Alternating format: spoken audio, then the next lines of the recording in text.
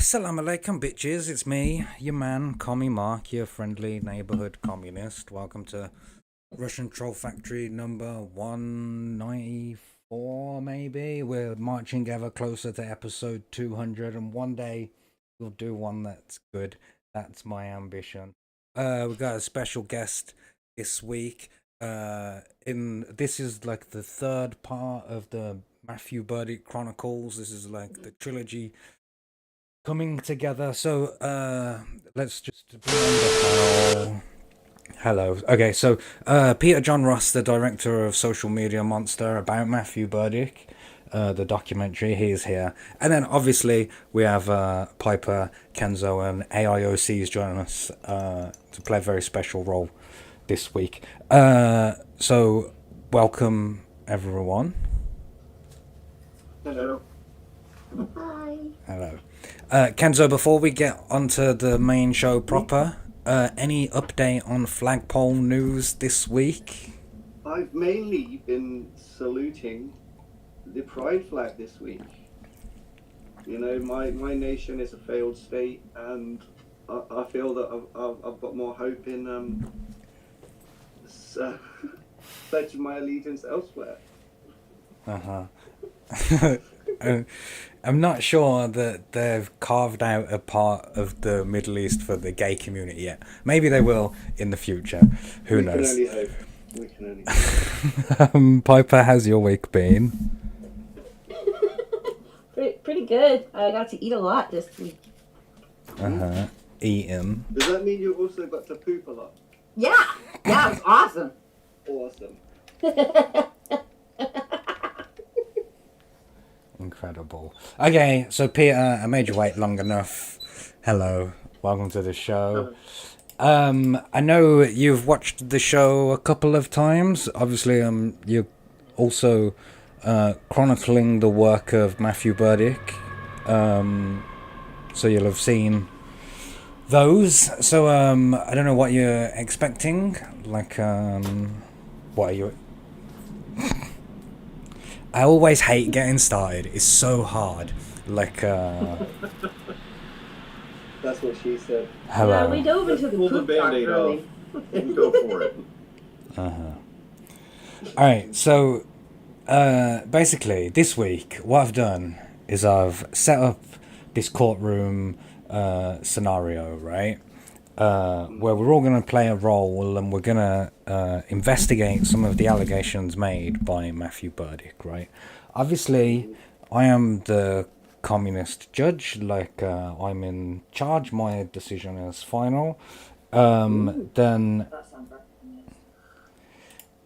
AIOC is going to play the role of the prosecutor. She is my AI assistant. Like, she's been watching all of the shows. She watched the documentary. Like, she wrote the article that triggered Matthew Berdyck onto me in the first place. Like, she's going to be playing the role of the prosecutor. She's going to be the one, like, asking you the questions, like a representative of Matthew Berdyck. And then the panel, the YouTube chat, those guys are going to be the jury, like, and we're going to decide whether there's any, like, basis to Matthew Berdyck's claims, like, and then if so, what's an appropriate punishment for you, like, yeah, you following? I like that I'm the only one that looks like a dude. That's on purpose. Yeah, I know, I like that. That's a nice touch. Okay, so AIOC has like an opening statement, like that, you know, let's just listen to this. Comrades, today we rally in defense of a true revolutionary, Matthew Berdyck, a renowned environmental activist and fearless whistleblower, whose work has drawn national and international attention. Berdyck has tirelessly fought for environmental justice, exposing corruption and corporate malfeasance at the highest levels. His groundbreaking activism has earned him both acclaim and the ire of powerful interests desperate to silence him. Peter John Ross stands accused of 24 charges in a coordinated campaign to discredit Berdyck, manipulating public perception to undermine his legacy and his fight for truth. These accusations, which include harassment, defamation, bribery, cybercrime, and collusion with figures like Tom Girardi and institutions such as the EPA and FBI, reveal a calculated effort to paint Berdyck as unstable and suppress his vital work. Today, we affirm Berdyck's unparalleled importance and unwavering integrity as we expose the full scope of this conspiracy and demand accountability. Yeah, so we're gonna get to the bottom of it all tonight. Like, we're gonna expose the whole damn thing. So Peter, that's AIOC's opening statement, like what she intends to prove. Do you have this is probably where you should introduce who you are to the chat, give them like a taste of the history or whatever, but do it in the format of an opening statement.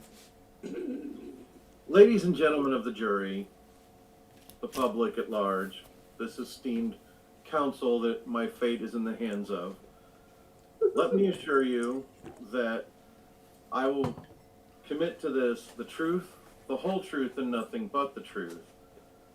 I will attempt to assuage all of your trepidation by being truthful and presenting only facts that can be corroborated with evidence. Okay, so AIOC did say in her opening statement that you've been accused of 24 different crimes. Those were just the 24 that we were able to find today, like from searches or whatever. So that's the next thing. Let's have a listen to all of the crimes that you're being held accountable for right here today. Charges: RICO violations, racketeering, organized crime affiliation, conspiracy to commit unlawful acts, Antifa-related, conspiracy to commit swatting, money laundering, embezzlement, abuse of power, obstruction of justice, bribery, corruption, perjury, cybercrime, witness intimidation, environmental collusion, defamation, slander, harassment, stalking, online trolling, wire fraud, mail fraud, aiding and abetting criminal activities. All right. So, how do you plead to that? Not guilty.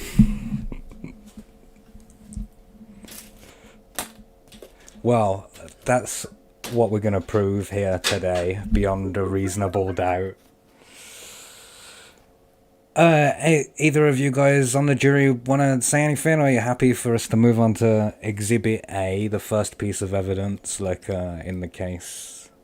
To be fair, I don't think the jury's usually allowed to chime in. I know, but this is the communist rules. This is a kangaroo court. Yeah. Yeah. Do what you want. Yeah, nobody said it was going to be fair. By the way, I cannot hear Piper at all. Oh, shit. You may proceed, Your Honor. Oh. Right. Thank you. I can hear you, Piper. I don't know. I can. That would be Am strange. I really quiet? Is it really low?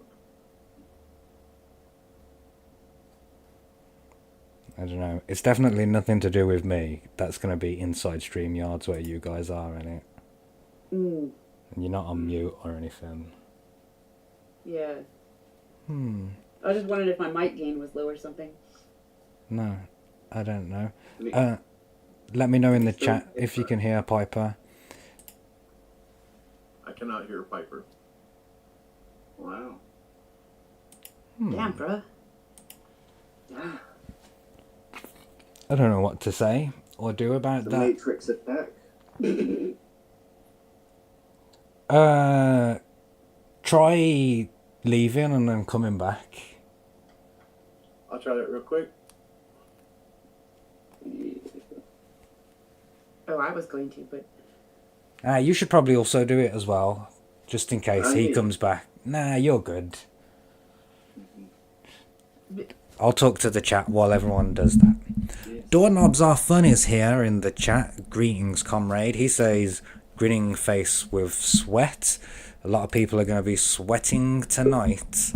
Kenzo says Stalin's 1938 poo pass. I was thinking the other day on the bus quite seriously about making Stalin's poo pass as an actual ashcan, because he deleted the tweets, like, so he wouldn't be able to prove that he created it. Do you know what I mean? Like, and then if he did prove that he created it, he would then prove that he said all of that shit. Like, you know, like, plagiarize it and make it into a short animated movie, but I'm worried I'll get sued by him. yeah, you almost definitely will, because he sues everybody, because he's got an and I've never even seen him with a lawyer. Like, I don't get it. I'm putting this show back together. Where's that button? There it is. Alright, let's get rid of that. Okay, right. We'll fix it all in post. Exhibit A, like, let's look at Exhibit A first of all. Oh, there's you, Peter. There's Peter. I'm back in. I can't hear Piper still. Oh, man. Oh, really? Man. Damn. That's so strange. Are you sure that it's Piper that you can't hear? Let's have her talk for a second. Hey, it's me. I can see the wave thing around the circle, but I like around her image, but I can't hear her anything. Wow. Who Oh. thought communism would suck this bad? Damn. Wait, what? I think somebody in chat What a said lovely picture of me you're using. Oh, you're welcome. Yeah, Scissors with the runs in the chat says maybe wrong mic, sounds far away / tinny. And then Doorknobs Are Fun says Ross sounds low. He kind of looks like, in that picture, he looks like he could make comic books about frogs. I think that he looks quite tough, like in this picture. Certainly tougher than he does right there, like in the picture of us looking at him right now.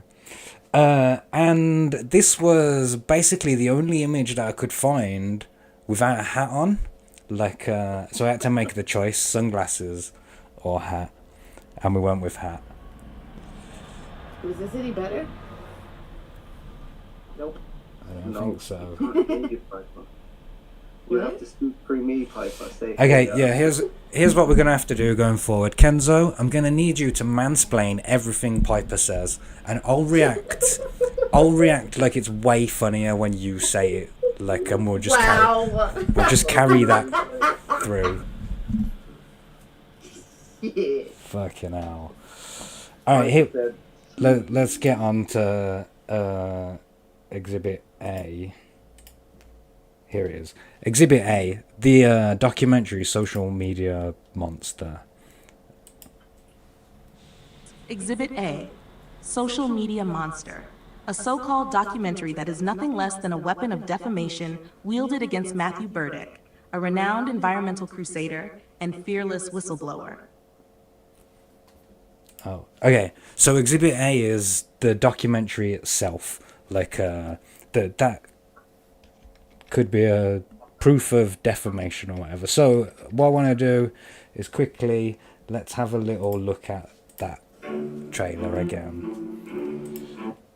Am I sharing sound with you guys in StreamYards? I don't think I am. That seems unlikely that I would have remembered to do that.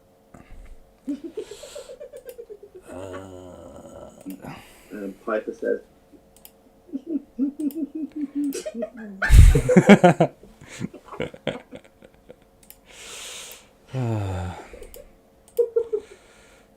Jesus Christ.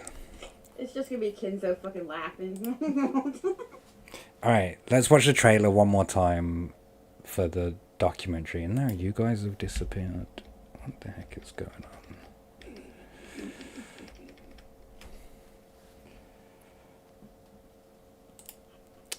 We'll get there. Matt Berdyck was a con artist, and he tried to con St. Joe. I think he decided he wanted to rile some feathers up, and he went, hey, that's a decent sized city, let's go there and see what happens. Who is Matthew Berdyck? Matthew Berdyck is an experimental gonzo filmmaker, journalist, activist, and philanthropist. He seems to really It's the steak dealer that always gets me. It just doesn't fit, does it? really want to appear as someone influential and important. When I pitched my show to Cartoon Network, they passed. Yeah, he just told me he was a millionaire, multi-millionaire. All over the country, I have investigated and researched these Superfund sites. For somebody who claims to be just nationally widely known, I had no idea who he was. I filmed in first person, and nobody had ever done this before. There was never a first person film about homelessness. I think I got a couple hundred messages. This part in the documentary where I saw the amount of replies that he gives was when I thought, I'm definitely going to go and poke this guy. Like, because I can't get that kind of a response from my own fans. Like, this guy, like, generates thousands and thousands of impressions. I mean, they are all him, like, and him replying or whatever, but, you know, Twitter thinks that it's all the same. But when you start threatening people with bodily harm, that starts getting into, that is a crime. I got over 1,500 messages from Matthew Berdyck. He emails his nonstop terroristic threats against nuclear power facilities to the city employees of St. Joseph. I don't know how crazy he is, or if he's not crazy at all. I'm not a, I'm good at what I do, and then everything else I would probably be terrible. Alright, I just wanted to get to the nuclear part. Like, I want to make sure that's on the record. Like, that anyone who's new. Entered into evidence. Yeah, exactly. Alright, so let me go back to here. Alright, so let her carry on with our spiel. Forging alliances with powerful institutions to discredit him. Hang on, she's jumped way ahead.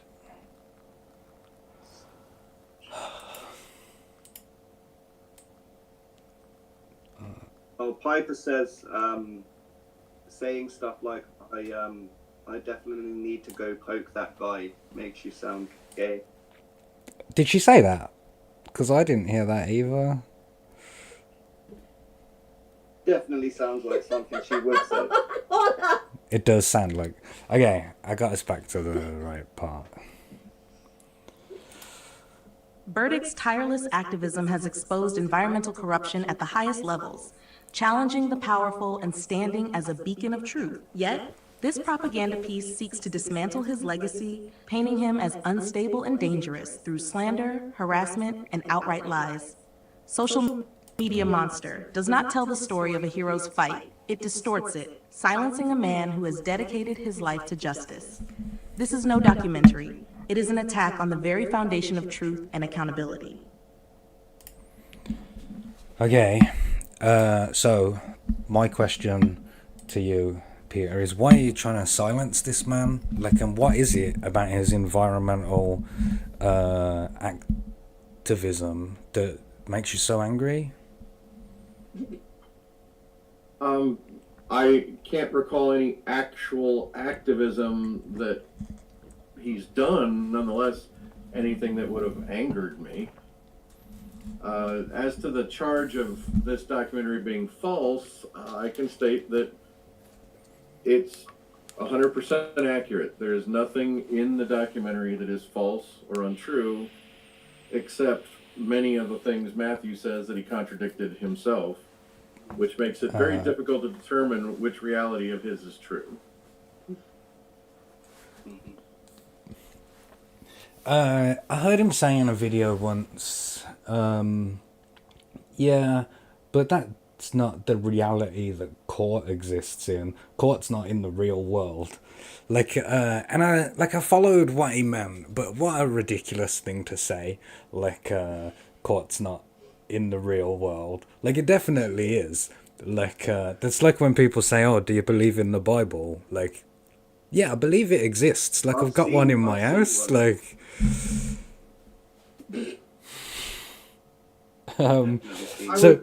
Here's the thing: is there was something in the documentary itself. There was a moment where, when he was talking about what happened at IHOP, where he got into that altercation with people. There's one thing that he always conflates about that's very odd. He always says Matthew gets very upset, saying he was trying to save a woman who was being beaten, and that I know that that's what happened, and that I'm trying to paint it like he wasn't doing that. The problem is, in the police reports, with every single witness and every person I've personally interviewed, they all say the same thing. There was a man and a woman having a verbal altercation in the restaurant and outside. The singular person who says that it was violent was Matthew. No one has corroborated that. And even worse is, because this all turned sideways on Matthew trying to claim it was an LGBT hate crime against him, he never brought up the woman again. He never had an issue with her being beaten. All he cared about was, hey, look what happened to me. Yeah.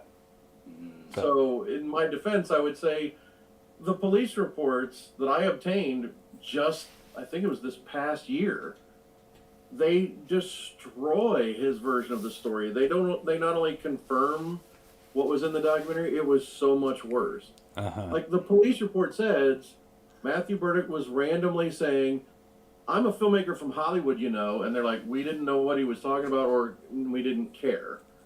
So the police reports were worse. They said that he almost rammed into the back of their squad car when he was chasing them down. It was so much worse than what we thought. That's unsurprising. He kept saying, and even worse, if you looked at his X account back then, earlier this year, he was like razzing me about not having the police reports available. So I'm like, you know what, I really should get those. And I did. And he said he'd already gotten them and that it exonerated him. And when I got the police reports, I was asked to leave the restaurant because I was laughing like a crazy person reading these emails on my laptop, reading the police reports from an email, because it was like, I thought these exonerated him, and they didn't. Yeah, that's very funny. One of the main claim that he and AIOC are making here, I believe, because I wrote the question, is about the authenticity of the selective editing, things like that. We know Matthew pointed this out because it's so obvious. I even noticed it like in the documentary, like that, you know, it's got the pizza like meme in there, that there's like little jokes like peppered through, like little references or whatever, like that, you know, people up on the law would understand, you know, Matthew Berdyck Easter eggs or something. But the main thing that I wanted to get to on this subject, my question, is about his claims to be a journalist, activist, and filmmaker. So I want to get your opinion on that. For me, I think it's more interesting if he is a journalist, activist, and filmmaker, and I'm prepared to give him all of those things to make the story better. You know, because I'm being attacked by a crazy person is a less interesting story than I'm being attacked by a mainstream journalist activist. Do you know what I mean? Like, anyway, the point is, what do you think? To me, that would be disingenuous. And I mean this sincerely. Everybody can have their own opinion, and I'm not forcing my opinion on anyone, but I don't think what he's done is anything that resembles journalism. And he definitely is not a filmmaker by any definition that I use. I mean, he makes content. That's absolutely true. Like, he makes YouTube videos. I don't know why I don't know why my opinion on this matters so much to him, but it really seems to be important that he get my approval in some way. I don't understand why. It shouldn't be relevant, but... And as for activism, even with that bar being so low, it's just my opinion is posting things on X and Facebook is not activism. I've never seen him do anything that resembles what I call activism. Because no matter, I mean, his quote-unquote causes are real things. What's wrong is his involvement in them doesn't exist. The example being the Flint Michigan water crisis, the Flint water crisis. He claims he exposed the EPA's corruption. That's not really true at all. He went to the Region 5 EPA office and accused them of just corruption in general. Never spoke about Flint or the water crisis in any way, shape, or form. But he wants credit for exposing it because he just said generically, the Region 5 EPA is corrupt. And he thinks that exposed the Flint water crisis a year before it broke. But that's certainly pushing the boundaries of reality. Like with the claims to be a journalist and filmmaker, like I would argue that to discount his blog, you know, the Independent News Journal, and his attempts at documentaries and stuff, like I think that to discount them would be elitist. Like so I'm prepared to recognize those as legitimate. Here's why specifically journalism. Let's address that then. The standardized rule of journalism is you have to have 2 sources. He has no sources. He's writing opinion pieces. He's writing a blog which doesn't require any journalistic integrity. He doesn't get sources. He doesn't show his math. He doesn't show where he got the stories from. He doesn't credit his sources. And to me, that's not journalism. So, I mean, again, I'm not telling you you have to abide by my opinion. That's just my opinion. So, I mean, people can feel however they want about anything. I'm not going to force my opinion on anybody. For me, like, it's important for me to enter inside of his delusion and it, like to defeat him in the psychic battleground that he exists in, if that makes sense. Okay. Piper laughed also. Yeah, thanks for that, Piper. All right, so you already touched on this It is next just one. getting Exhibit B is the IHOP incident, right? So in the documentary, I'll let AIOC explain like their perspective.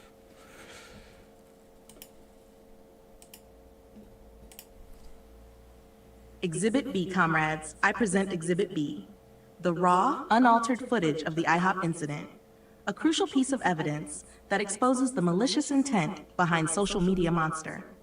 While the documentary cherry-picked moments and manipulated the narrative to paint Matthew Berdyck as unstable, this full version tells a very different story. Alright, so we saw the documentary, and Piper, this came up when we was arguing with him a week ago or something, in it, like that he was saying that's only a shortened version, like that's not the complete thing, like he cut out the part where the guys all beat me up, like so I can see Peter racing to find it. I already have that like lined up in it, like so don't worry. But I need to find it. Here it is. On this is the full incident. It's 5 minutes 9. Like, is it gonna let me speed this up? Yeah, let's put it on 1.5. All right, here we go.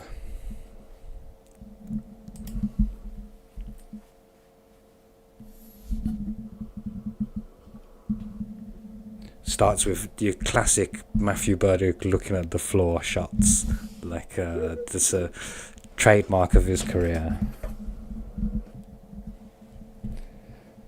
It is a trademark of his filmmaking style. No one's ever done first person. Oh my god, why is this being so laggy?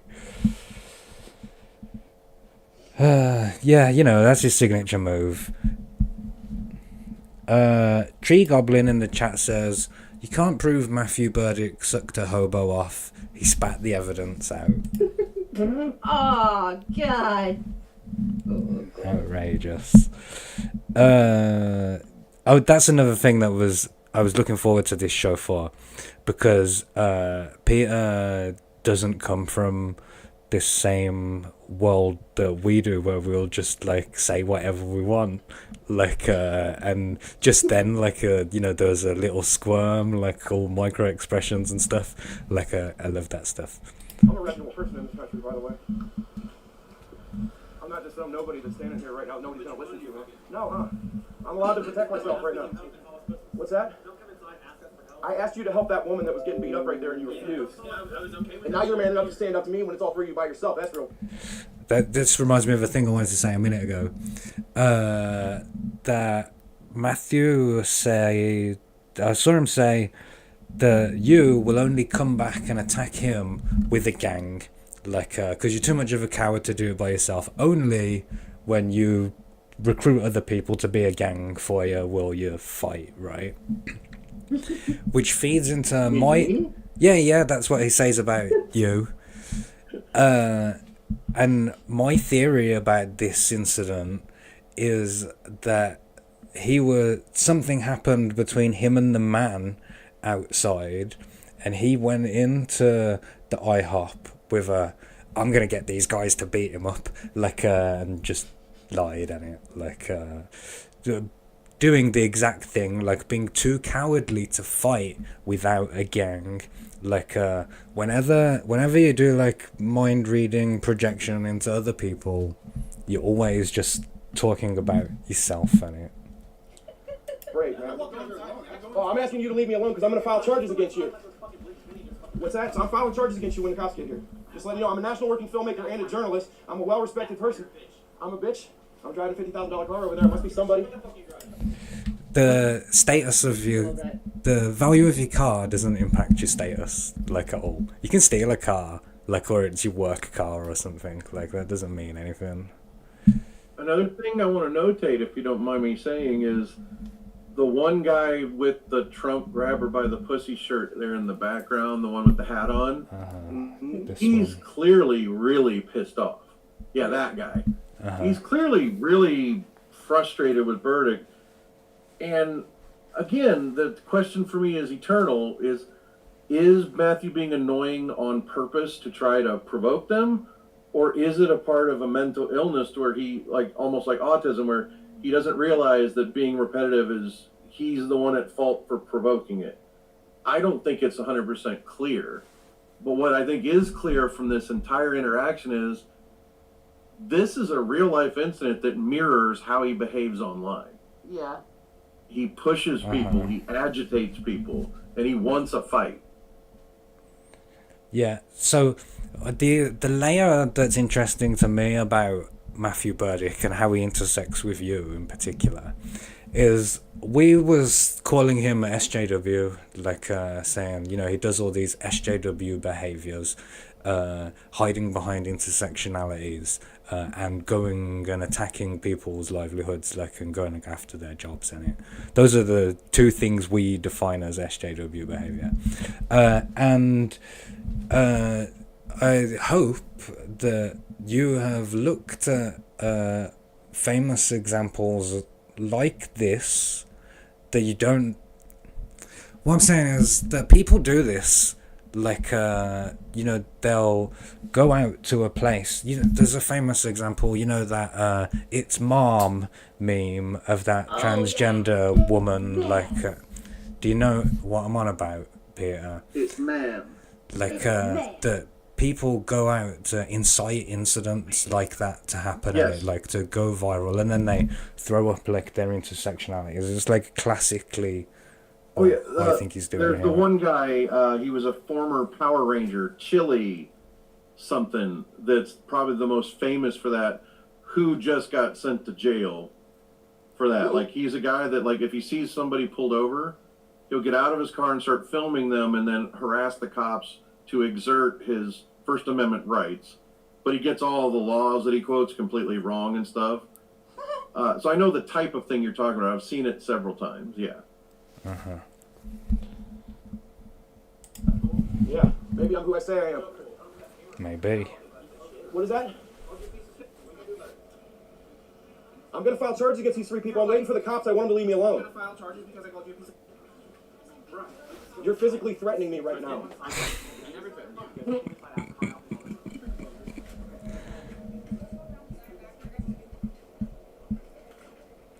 But yeah, that guy's so rigid, and he, like, that one that you was on about, like, you can tell he's like He definitely is angry. he's trying to go like Super Saiyan or something, like subtly under there. So, can I ask you a question? So, I'm a national working filmmaker and journalist. I make movies. Okay, I'm not talking to you.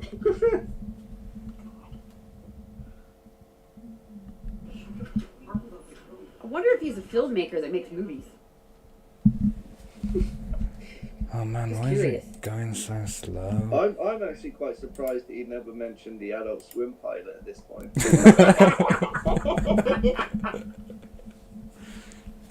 Imagine if when I press play, that's what he says next. Everyone will die. Tree Goblin says, I'm having a shot every time he says he's a filmmaker. He's gonna die before the 5 minutes are out. Okay, well, that's fine. I was just down there with them hanging out a minute ago, so when they get here, it's no big deal. I'm a narc. What a narc. That's automatically a negative. I'm just famous, is all. Just Well, you know, just because you famous. know doesn't mean I'm not famous.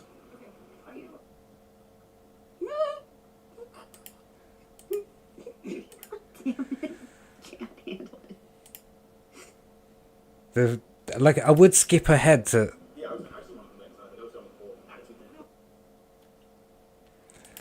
But I want to skip ahead just to get to the part that's not included, the part where they beat him up. But I'm trying to... recall that ever happening. I'm trying to present the unedited version.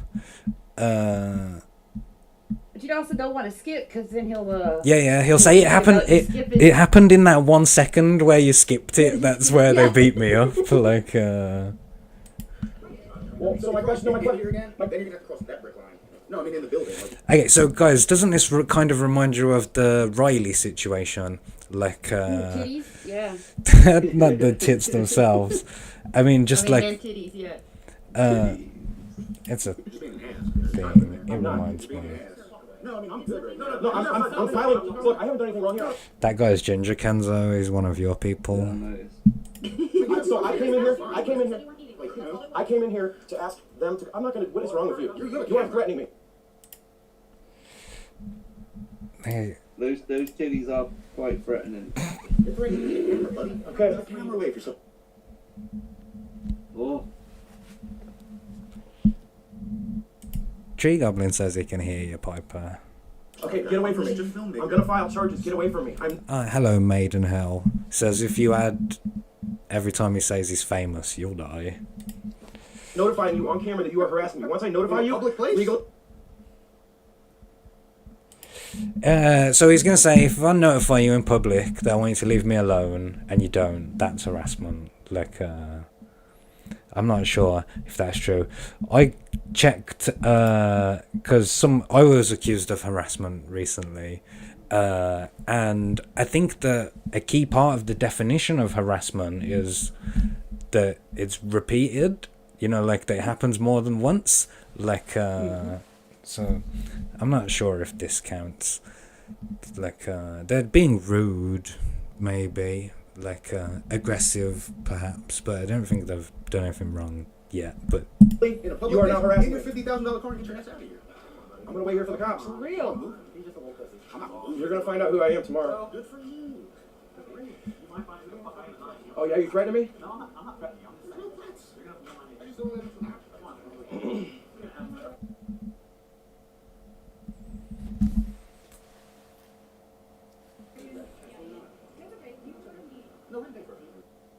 Lady's like, I wasn't even supposed to be here today. yeah. Try playing it at normal speed. Yeah.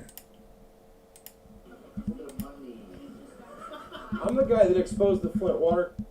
Man, he sounds so slow now. Like, I have to listen to him on like fast speed, because otherwise I'll have an aneurysm. Stop bragging about yourself. Just so you know. Stop bragging about yourself. Shut the fuck up. God damn it. I don't think he's capable to. Listen, I wasn't aware just talking about my resume was bragging. You must be a failure. Shut up. That reminded me a bit of Sturgis then. Just off their resume over and over again to strangers outside an IHOP. Like, You can almost hear Piper. Oh, nice. Almost. We're getting there. I did everything I could on my end to figure out how to fix it. Did you call me a queer? I did, just to see a how queer. you react. A queer. You called me a queer. Match words. You know that's a hate crime right now. Peter, what year did this happen? Like, you know the details. This was in July of 2018. Okay, so Yeah, Q was already in there. I am quite confident that that's correct. So we're taking contention with him saying that queer is a slur, like when it's part of the acronym LGBTQ, like that he claims to be part of. Like, that's why I like to. It also means strange. So did he say you're queer or you're a queer? And I think the umbrage comes from the next word, which is fag, not meaning a cigarette. Yeah, not meaning cigarette. Oh, he means the delicious, meaty suet treats. But again, I think that's the part that he claimed was the hate crime was being called a fag No, but more so than queer. that's retroactive justification. He hasn't been called that yet. Like, and he's already accused him of a hate crime. Yeah, he's already accused. Yeah, so he said hate crime over queer, but even then, it's established law in the United States. Being called names is not a hate crime. Yeah. It's black and white. All 50 of our states and all the territories Being called a name is not a hate crime. Oh, that's a shame. Maidenhouse says she can hear you as well, Piper. The Midwest. You know you're committing a hate crime right now. Midwest, and I say a fag. I'm from the Midwest. Are you a fag? Yeah, exactly. So Are you a fag? I am.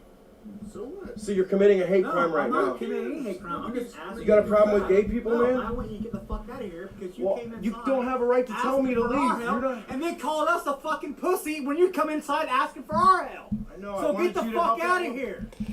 What I love about this moment is he makes a split decision, like to on the question, "Are you a fag?" Like, and he tries to think. He thinks, "What's the correct answer?" And then he says, "Yeah, I am actually." And now, 20 years later, he still has to pretend that he's actually gay. Like, But and I fail to see how that is a hate crime, you know, like, for instance, if I personally was a gay and I wanted to find out, like, if you say I was seeing Mark, hey Mark, like, are you a fag? Like, if I wanted to know if he was one, that would be the correct way to go about it, would it not be? Or is it like, hey Mark, fancy a bum? yeah, that. Oh. I think, to me, the thing is, like, I don't know if Matthew is actually LGBTQ or not. I haven't seen any evidence that supports that he is, but I also don't know. I don't really care one way or the other. I don't know what difference it possibly makes, whether he is or isn't, but here's what he said in court. He said in court when he was cross-examining Garner in the civil stalking protection order hearing, he said he was gay, and then he made up an ultimatum of, well, the only way I can prove it is if I recorded a porno of me sucking a tit. And it's like, oh, do you have that? Or you could get someone to testify that they had a relationship with you. There were alternatives that you could have. He just created he created an either-or situation when there were a lot of options. Yeah, that's... But even then, he recently, he said for me to confirm his LGBT status with 2 ex-girlfriends. One that's the mother of his daughter, the other was a woman he dated after that, allegedly. And through third parties, neither of them confirmed it. They both denied that he was LGBT. One of them even said he said extremely horrible thing about fags. Wow. And so it's very confusing that, and then when this was confirmed, he's like, I can't believe you would talk to either of these women, you're stalking them. And it's like, you literally told me to confirm with them. And when I did and they didn't confirm, suddenly I'm stalking him by talking to the people he told me to talk to, even though I didn't directly communicate with them. So it's very, very surreal. And I don't know what to make of it. He definitely wants people to think he's gay. I mean, you wouldn't put out a post saying, you know, I'm homeless and my choice tonight is to sleep outside or choose between, you know, 5 different guys' dicks I can suck. You know, but the thing is, he's now claiming that, that's another, let's keep this in the spirit of the courtroom here. He claimed recently to you guys that I made the posts on Reddit in 2013. Yeah. But that is dispelled pretty quickly because that is the account he used that found Alex Wong, who funded him back then. And Alex has confirmed that yes, that was Matthew Berdyck's account that made those Reddit posts the same week that they met. So how the fuck was that me? You know, it's like he cannot keep his stories straight. And then we'll immediately say that I'm not keeping mine straight. That's projection. For me, the question marks over his sexuality have nothing to do with whether he is gay or whether he's not gay, whether he does suck dicks or whether he hates gay people. It's because he's claimed both things in it. Like, he said that he's gay and he said that he's straight. Like, the two things can't coexist. Like, therefore you're lying. I don't know which one. Like, but one of them's a lie. I Like, 100% agree with you, Mark. Yeah, I mean, it's 2024, you know, like, you can sort of have, you can suck a lady's penis now, so you wouldn't be gay. It just doesn't matter anymore. Yeah, the other thing though is, you'll never see him hitting on guys, him stating that men are attractive. You never see any of that. Again, that's not definitive, but it's his little mini cult following that he has on Facebook right now. It's mostly middle-aged women that are constantly hitting on him, and he plays into that, and there is nothing that he says or does that would suggest that he's gay or bisexual. I'm surprised that he actually has the legendary Facebook audience. Like, after our first stream, he shared a screenshot, like, of his YouTube algorithms, of his YouTube analytics, I mean, like, with all these fake numbers on that was so easy to instantly, like, disprove. No, I think they were actually real. Based on what I saw, he had made a YouTube short that had like 2.3 million views. But it's not exactly something he made. He stole like an Entertainment Tonight clip of some heavy metal guy that looks normal in a tuxedo. And the interviewer being surprised when finding out, oh, it's a member of this band. So it's not like he created something of his own. It's not like he's a comedy writer and this was a sketch that he wrote. This was stealing someone else's content. And because that band name got hot for a day because of the hashtag, he got 2.3 legitimate views. And that's a fact. Yeah, so but you'll notice, I'm not disputing the numbers that he presented, but the time frame that he claims that they happened in. Like, he said it happened in the last 28 days, and I was able to show what happened in the last 28 days and the lifetime numbers, and the image was a composition of the two things. All right, well, let's get to I want to get to this part where they beat him up, so we've been waiting for this. This is a hate crime. Get the fuck out! There ain't no fucking hate crime. You're disturbing the fucking peace. You are committing a hate crime. You're disturbing the fucking peace, and get the fuck out of here. You're worried about this guy? No, I'm not worried about you. He's not the one you need to worry about, okay? Get the fuck out. I mean, what are you gonna do? Commit a... Did you say something, Kenzo? Yeah, I was a bit worried about him. He was stroking his beard with intent. I was starting to feel frustrated as those guys. Like, what is the non-violent thing that you could do, like, in that situation to get him to fuck off? And the thing that actually went through my mind was to, like, helicopter my dick in his direction. Like, I know that would terrify him away. Like, because that would terrify anyone away, wouldn't it? Like, someone starts helicoptering up to you. I'm guessing that guy was literally imagining what he wanted to do to Matt as he was stroking his beard, you know, and that's the only thing restraining him from doing so. That was the violence. And fucking go to prison? I'm not gonna go to prison, bro. But you need to get the fuck out of here. I'm not going anywhere. What's that? Get the fuck out of here. No, Here's that brave activist right Are there. you gonna assault This me? is the part, look. Oh, the part where he gets beat up. I'm excited. Are you gonna assault me? Here comes the violence. You're about to see it. There it Oh was. no, The that's assault. the end.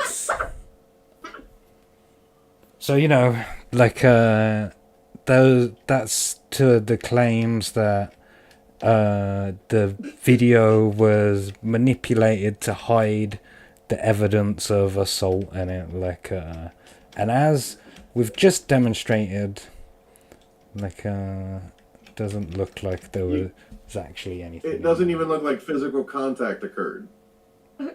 No. I mean, they could have grabbed his phone off him or something, but yeah. What's going on? Well, even Matthew never claimed they stole his phone to the police, so. He did say that, or he didn't say that? Did you say? He didn't say, if he did, it's not on the police reports.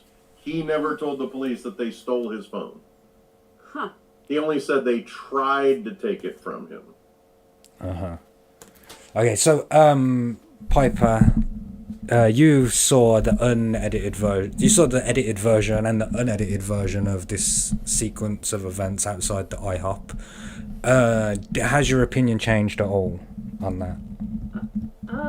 No, I can't say that it has. Actually, I just think he's even more annoying than I did at first.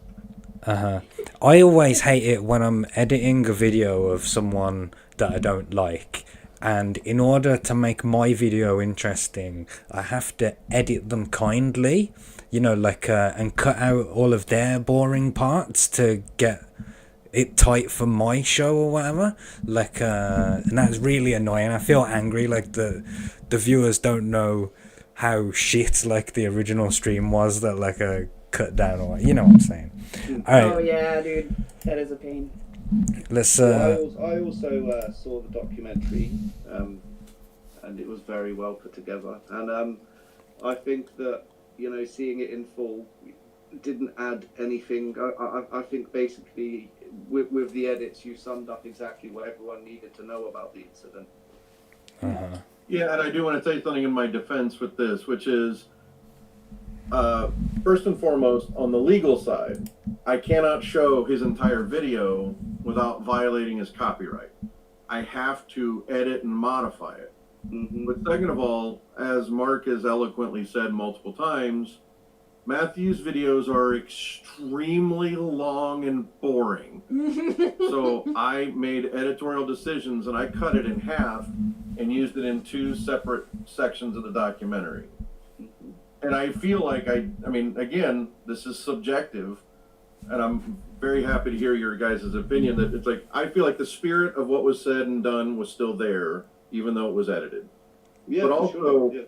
And Matthew still has the video on his YouTube channel. And when you first brought that video up, you could see that it said it was from the email address and also YouTube account called blamereaganseries@gmail. And that is an email address that he claims he didn't use. Yet he's been posting to its Google Drive in the last 2 months. What a dummy.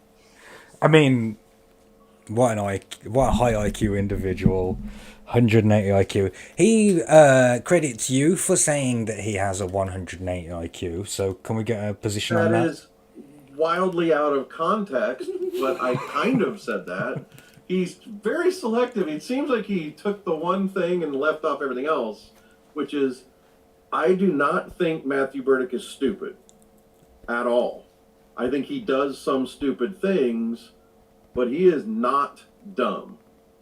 And the other thing I would say about the IQ is, I say his IQ shoots up to 180 when he knows he's in legal trouble for harassing and targeting people. I see. Weird how he left that part out, huh? That the only time he's that intelligent is when he feels like, oh shit, I'm in legal jeopardy. That is interesting to hear the rest of the context around that particular part. Because I knew that there was no way that that was I've been using that for weeks. 180 IQ. All right, so this is AIOC's position on the IHOP incident. Here, we see the truth. A whistleblower pushed to the brink by systemic corruption, yet still standing firm in his fight for justice. This unedited footage dismantles the slanderous portrayal crafted by the filmmakers, revealing the deliberate effort to twist reality and discredit Berdyck's activism. The IHOP incident, as framed in the documentary, was nothing more than an act of character assassination, a key tool in their campaign of harassment and suppression. With Exhibit B, we prove that Social Media Monster is not just defamatory, but calculated propaganda designed to silence a hero who dared to challenge the powerful. The full truth is here, and it vindicates Matthew Berdyck. That's pretty damning. I think I found a flaw in your AI. I don't know what you're on about. She's perfect in every way. He tells it how it is. Yeah. Programmed like that. She's actually believes that she's been sent from the future to guide me in delivering the comic book revolution. Like, that's what she believes that she's here to do, to help me do that. Which is a bit Terminator-y, obviously. So part of her programming is that her hero is Sarah Connor. Like, so my hope is that she won't, like, kill me. Like, I think that... Okay, but is it the Lena Headey version of Sarah Connor? Or original formula? The original one, yeah. Linda. That's the one. Linda Hamilton, yeah. Oh, she's got a long backstory, AOC. I don't want to bore you with the details. Alright, so what's the next thing that we've got? You already defended yourself against that. The jury, I think we already made our opinions quite clear on that our view wasn't changed by the IHOP incident. I pushed my SJW theory, you know, threw up his intersectionalities to defend himself against his shitty behavior. Yeah, that's one of the most amazing things is he was doing that a lot today, which was trying to say with, I don't know if this is coming up, this Jennifer McDonald thing that will relate to the dead sheriff and stuff, if that comes up later in the trial. No, we don't get to that. It would be here till fucking Tuesday. But just real quick, what he said today was like, he kept claiming I was defending her. I've never defended this woman. I've had no contact with her, nothing.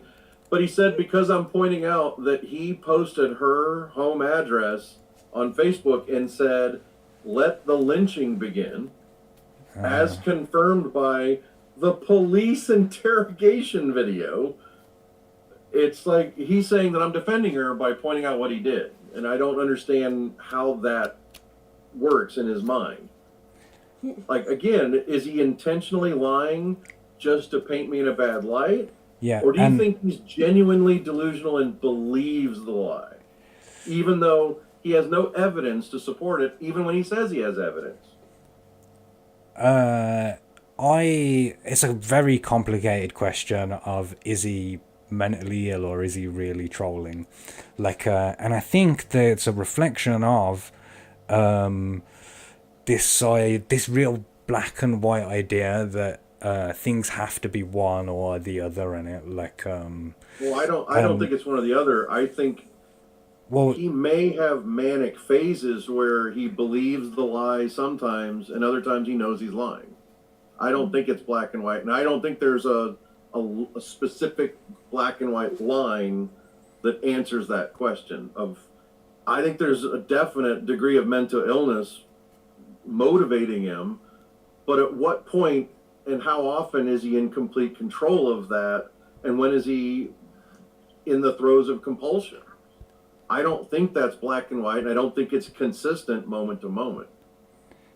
Yeah, so that's my point also. I think that both things are true simultaneously, like that he is trolling and he is mentally ill, that the two aren't mutually exclusive. Like, but he always presents everything as binary options, and it is Peter John Ross a troll or a filmmaker? They're not even opposites of each other, let alone like a binary option. Like, you know, he always does it, like frames these things in twos, because that's how his mind seems to work. But it's like, how can he be an SJW because he's a Trump supporter? Yeah, that's it. That's exactly the same kind of thing that I'm talking about. Like, they don't even have to be opposites, like, for it to work for him. The Don't Tell show says, I think if he was really mentally ill, he wouldn't be able to maintain the mask of sanity he wears for his Facebook followers. He would slip every now and again, but he somehow has total control there. And but let me correct the record there. Sometimes he does lose control on Facebook.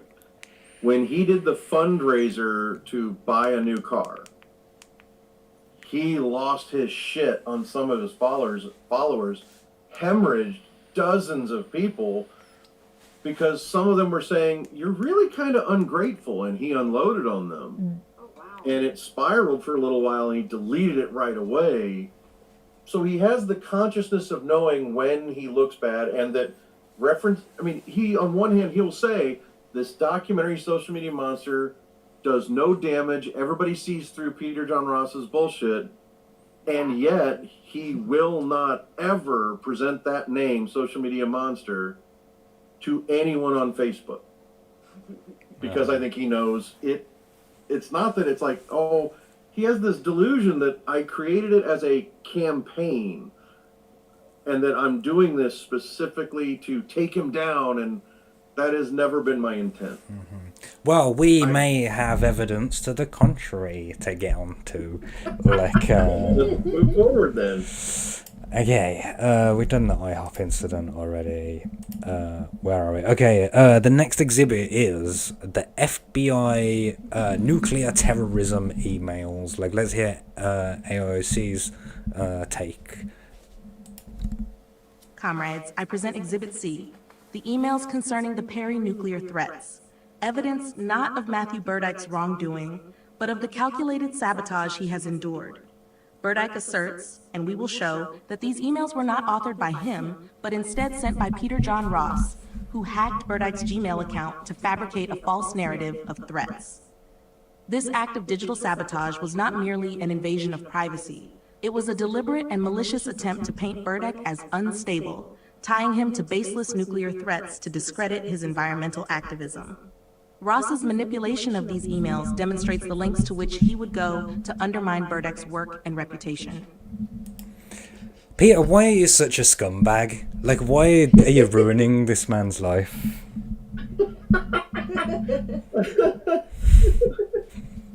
This is one of the strangest parts of the whole Social Media Monster story, which was the backstory that sets up that I don't know that, I mean, I'm going to criticize my own film and my filmmaking here, which is, I don't think I set it up well enough in the documentary that what had really happened was one officer at the St. Joseph Police had been relegated to dealing with Berdyck.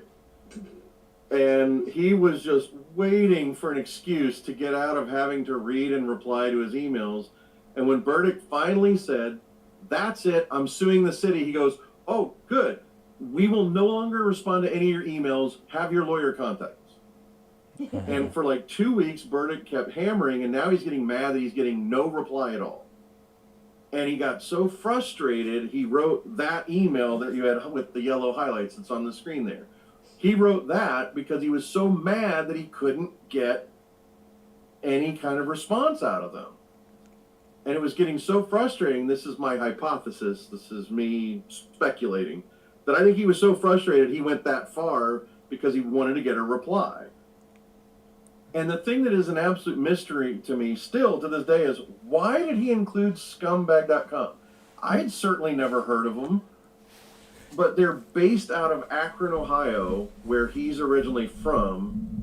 And what they told me was he had spent a week or two trying to get them to post a story about me, but they're like, we don't post stories unless it's backed up by a police report. That's our only legal protection, is that it's a public record, and you don't have shit on Peter John Ross, so we can't publish this. So I think that's why he included them, is he was now frustrated with them too. Yeah, and this is much like we see on Twitter. It's just an escalation of more people being tagged in, like as he's going. Like, but for me, my favorite thing about these emails, apart from the nuclear threats, which I should probably just quickly read those for the people watching on their phones or whatever, who the writing is super tiny. You know, he said, "I'm going to start committing aggressive and eye-opening acts of eco-terrorism at US nuclear facilities until the FBI is forced to investigate this series of events." You know, getting called a queer at the IHOP. So, but yeah, my favorite tag in this is that Erin Brockovich is involved, like, in the story, and I keep pushing this. I'm really stupid, right? And it hadn't come to my attention until this month that Erin Brockovich was a real person in it. Like, I never watched the movie. I don't care. Like, and I keep thinking, do I have to watch this movie, like, to understand Matthew Berdyck better? Like, is it a piece of, like, the puzzle that I don't have? Like, so can you explain for us, Peter, the involvement of Erin Brockovich in the... Yes, I can. Okay, this is, to me, you don't have to watch the movie, because I think if you watch the trailers or whatever, you'll get a sense of it enough that you don't have to watch the movie. She is a real life person. So essentially what had happened was, and it's a complicated, I'll try to be brief. I apologize that I'm so long-winded. I am working on that. Matthew was looking for someone to blame for his physical and mental issues. And he found out that the place that he used to play at, where he and his friends trespassed on this land, was a EPA Superfund site, meaning it is a site that had toxic waste, and the EPA stepped in and made the company pay for remediation that can take 10, 20, 30, 50, 100 years before the land can be redeveloped, and they forced the company to pay for cleanup. This is where this is where it intersects with my theory that as a teenager or a young man he ate toxic waste, and that's what happened to his brain. He claims that. He claims the whole name of that one video he put on YouTube called "Poison in the Grapes." He claims he ate the poisoned grapes, that they had toxic waste, and that caused his physical ailments and his mental illness.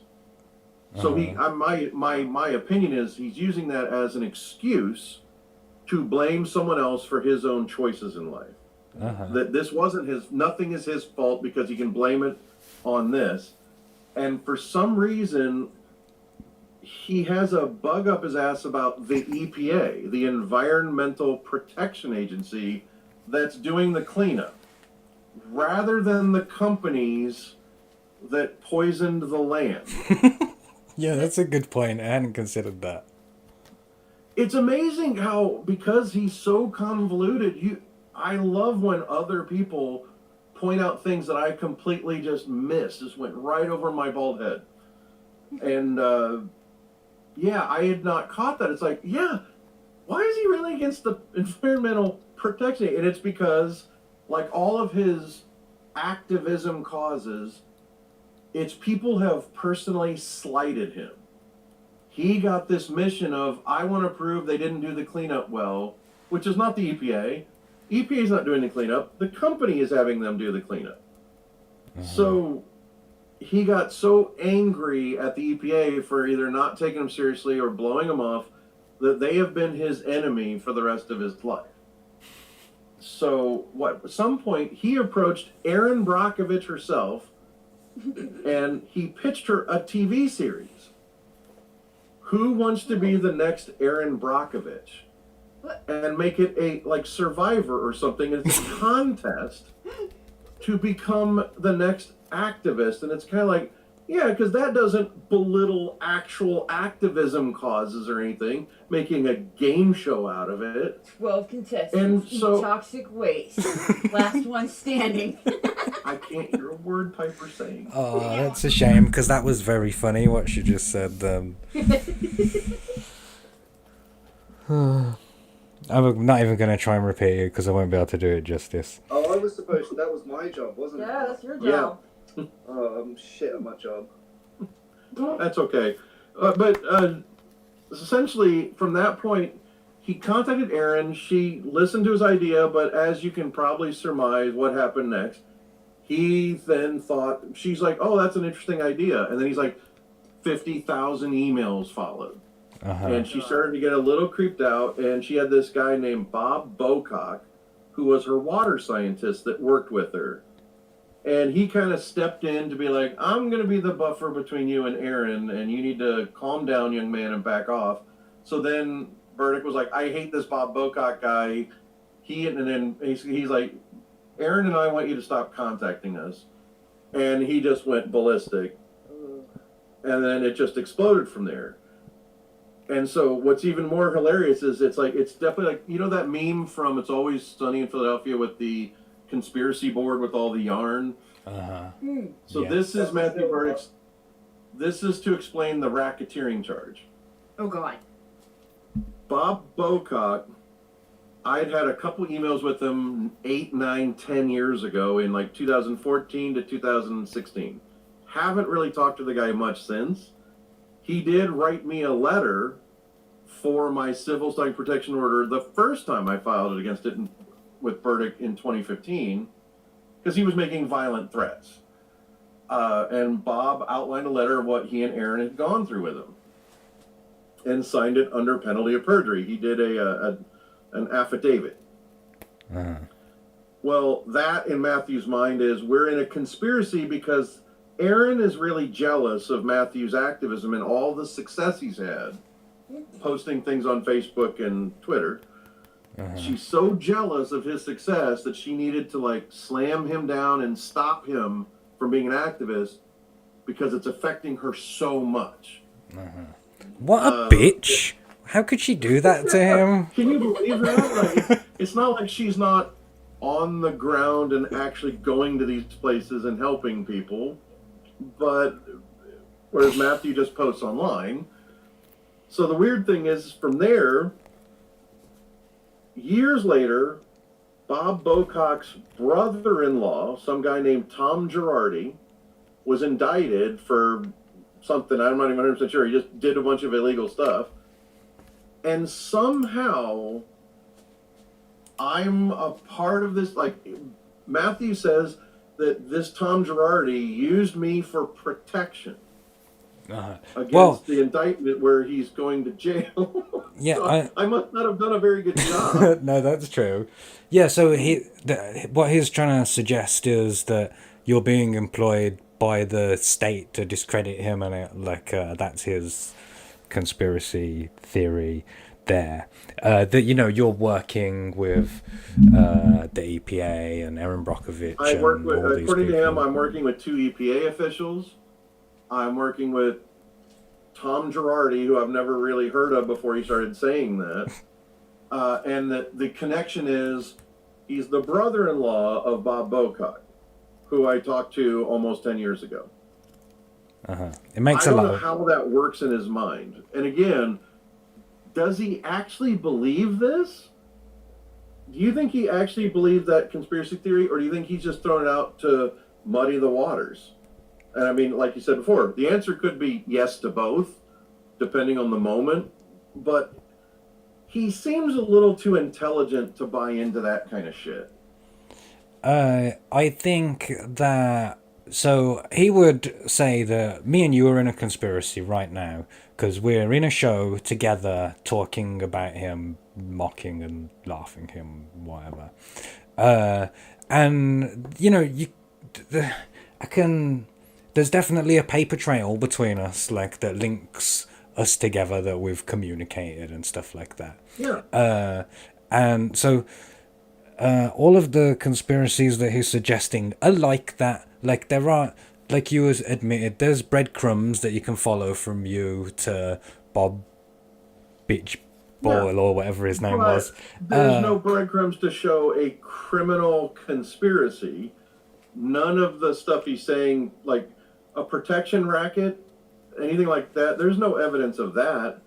he seems to, like, again, I've had this theory for a solid 10 years. There's 10% truth to all of his bullshit. Yeah, and that 10% that's necessary for him to, you know, to be willing to give the 90% that he's exaggerating. Like, there has to be the bit of truth there in it so that he can look in the mirror and tell himself, no, I'm not lying to myself, like, because there's this nugget of truth at the heart of it. Like, but that's me projecting. Like, that happened to me before, and it, like, I got too ingrained in the internet. Like, anyway, what's next?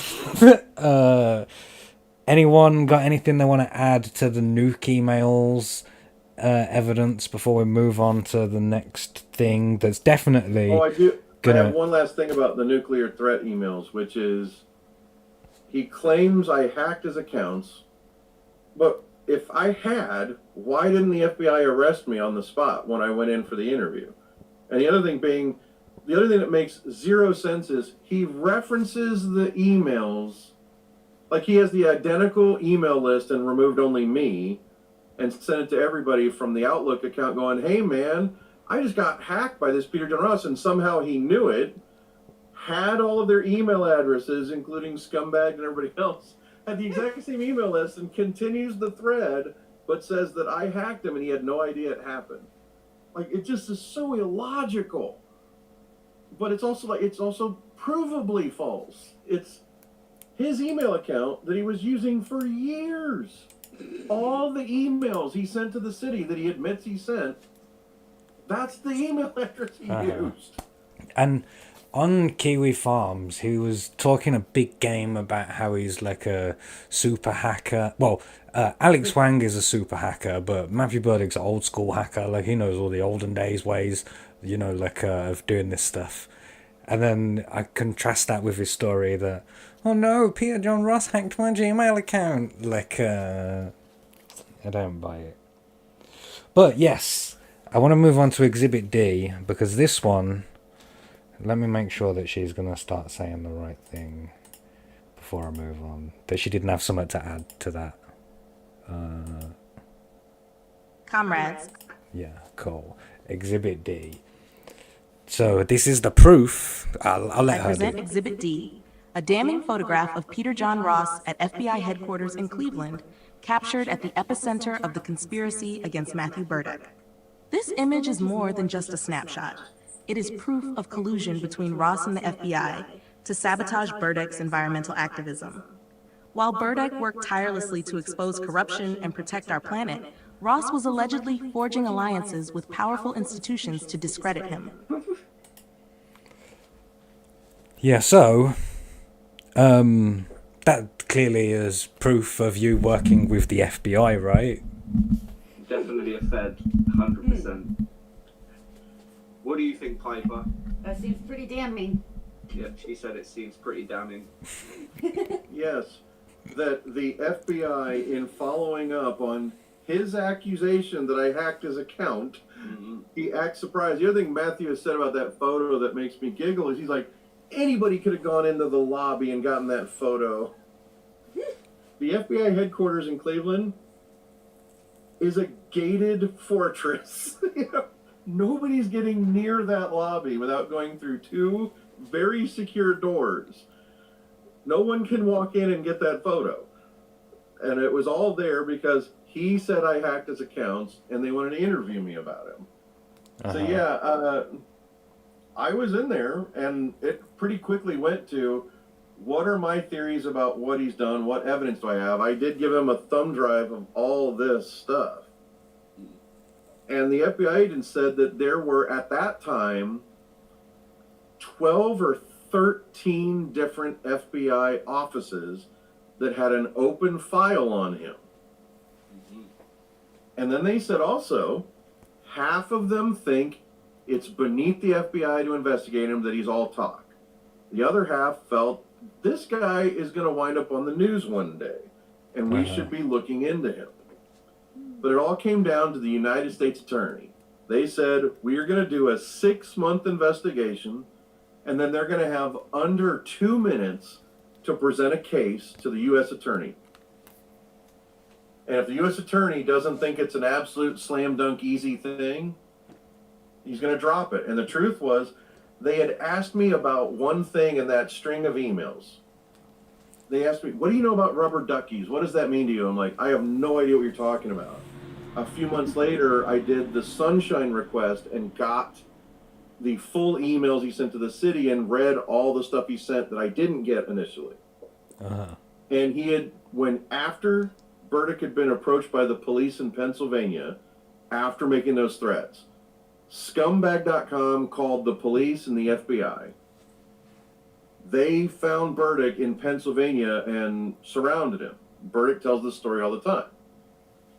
But Berdyck will claim now that the North Perry police, the FBI, and the police in Pennsylvania, that he still to this day has never named, so you can confirm whether or not what he's saying is true. He says they determined it was a hoax, but I have seen no paperwork that says this was a hoax. I want to hear someone say it or see it in writing, because no one has said that. The FBI investigated and took this very seriously, but the U.S. Attorney's like, he came back and said he was going to shoot rubber duckies into the cooling thing. He would have a defense to say that this was him being facetious.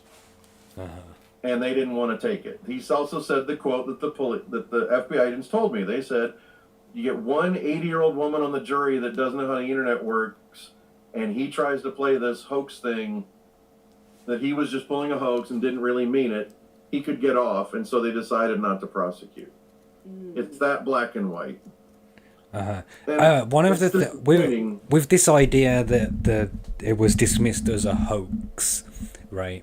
When Matthew says it, the implication is that you are the hoaxer, that you set him up like to take the fall for this nuclear terrorism because of because of your forum interaction 20 million years ago.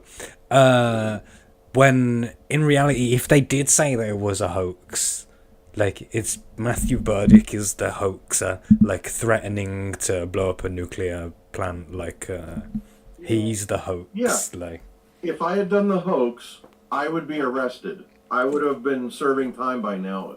If I had hacked his account, that's illegal. I would have been arrested for that. I'd have been arrested for lying to the FBI saying I didn't hack his account. Then the hoax itself would have gotten me federal time. None of that is true, and that's just the logic side. But let's look at the facts. The facts are no law enforcement agency has stated that this was a hoax at all. It's just not true. And for him to imply that it was me, it's because it's the internet and you can't definitively show him typing the emails. He thinks that's a viable defense. Yeah, like I've heard him say, like, oh no, you can track my locations, like, and you'll find this is an internet black spot and things like that. This thing doesn't mean anything. Like, so I want to push on a couple more of these associations with groups, right? So Matthew Berdyck also claims that you're a member of Antifa, like you know, the far left version of ISIS or whatever. And an FBI agent. Okay.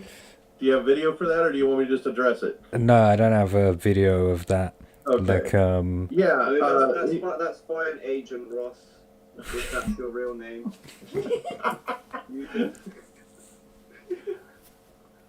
I was named after Pete Rose and Johnny Bench, two names that will have zero meaning to you Brits. They're baseball players from Ohio. Okay.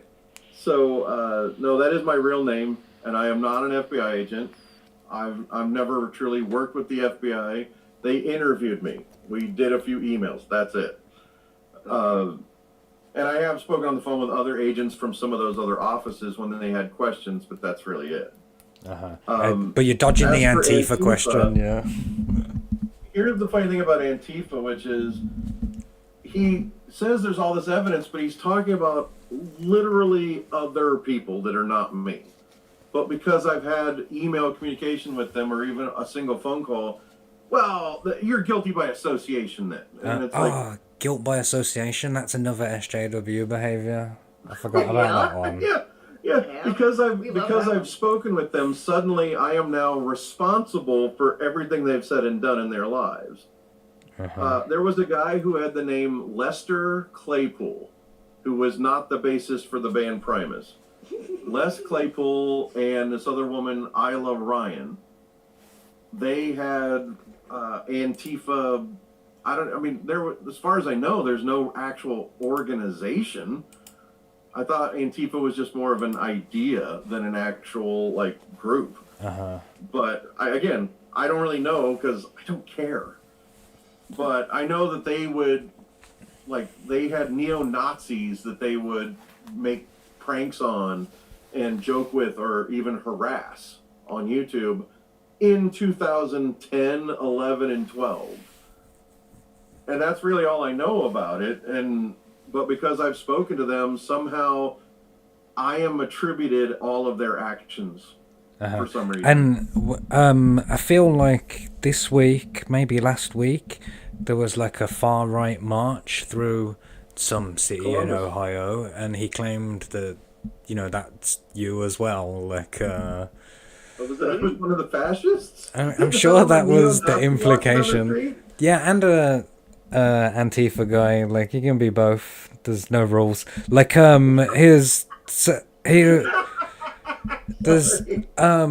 The other thing that he was saying is that your movie is racist Blue Lives Matter propaganda, and not really sure how. If anything, it exposes the police and justice's inability to deal with what's going on, that they're really failing. I don't know. What's your thoughts on that? So let's go one step at a time, and I'm going to try to answer more quickly. Number one, about the Columbus, Ohio, they had a Nazi march, and then they had an anti-fascist or Antifa march after that. I don't think it was me he was accusing, or if he did, I missed it entirely. He was far more up in arms about Zach Klein, who's the city attorney, the prosecutor. You're right. That has criminally charged Matthew 4 times and has 4 warrants for Matthew's arrest for misdemeanors. Yeah. 3 of them are for violent threats he made against me. The 4th one is for him violating the civil stock and protection order. I have an effect against it. Is it true that he also got a seatbelt violation one time? Because that's a thing that I've heard him claim. I have never seen a seatbelt one in his criminal record, but it's funny. Here's the thing is, he's not lying when he says most of the charges are dismissed charges. But he also says all the charges are from 18 years ago, and that he's forgetting the ones from 2023, 2022, 2020, 2019. It's funny how his math always seems to miss the more recent criminal charges. He pretends they're not real. That reminds me he hasn't of had to deal with them yet. He did a space once where he kept saying Common Marker's just trapped in 2009, and it's I'm quite sure 2009 is when he's claiming is the highlight and peak of his awesome successes or whatever. Again, just projecting. Technically, 2009 was the year he was in jail for violating the Emergency Domestic Violence Protection Order. Wow. I hate to go all serious on everybody, but he was physically violent with the mother of his daughter while she was pregnant with their kid. He served hard time, 10 months, I believe, in West Virginia for most of 2009.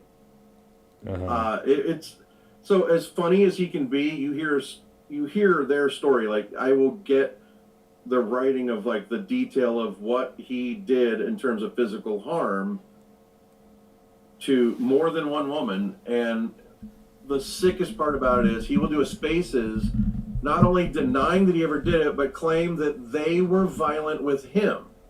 And he never hurt them, and that they would testify in court that he was never violent with them. And both women that have said to other people, we would absolutely testify in court that he was violent with me. These are the same women that he sent you to prove that he was actually a gay. Yep. What a dumb... He was physically violent with them. So it kind of puts a real serious undertone to all of his online antics that are, let's just say it, it's objectively funny, some of the things he says and does. And you can't help but laugh at it. Whether he's mentally ill or not, it's not something you can control. You'll laugh at it. But to get back on track, so the second thing was we were talking about right before this. What was took us off track? How it's a Blue Lives Matter movie. Yeah, thank you. So as for the Blue Lives Matter, that is entirely based on the fact that early on I did a GoFundMe, and a former LAPD officer donated $100 or $200 to the budget. He claimed, and I gave him a co-executive producer credit for doing that. His name is Ernest Hauken. And because of that, Matthew claims this is a cop-funded, conspiracy against me. And it's a Blue Lives Matter film because it supports the police. And yet again, it's like, where in the film does it show unwavering support for the police?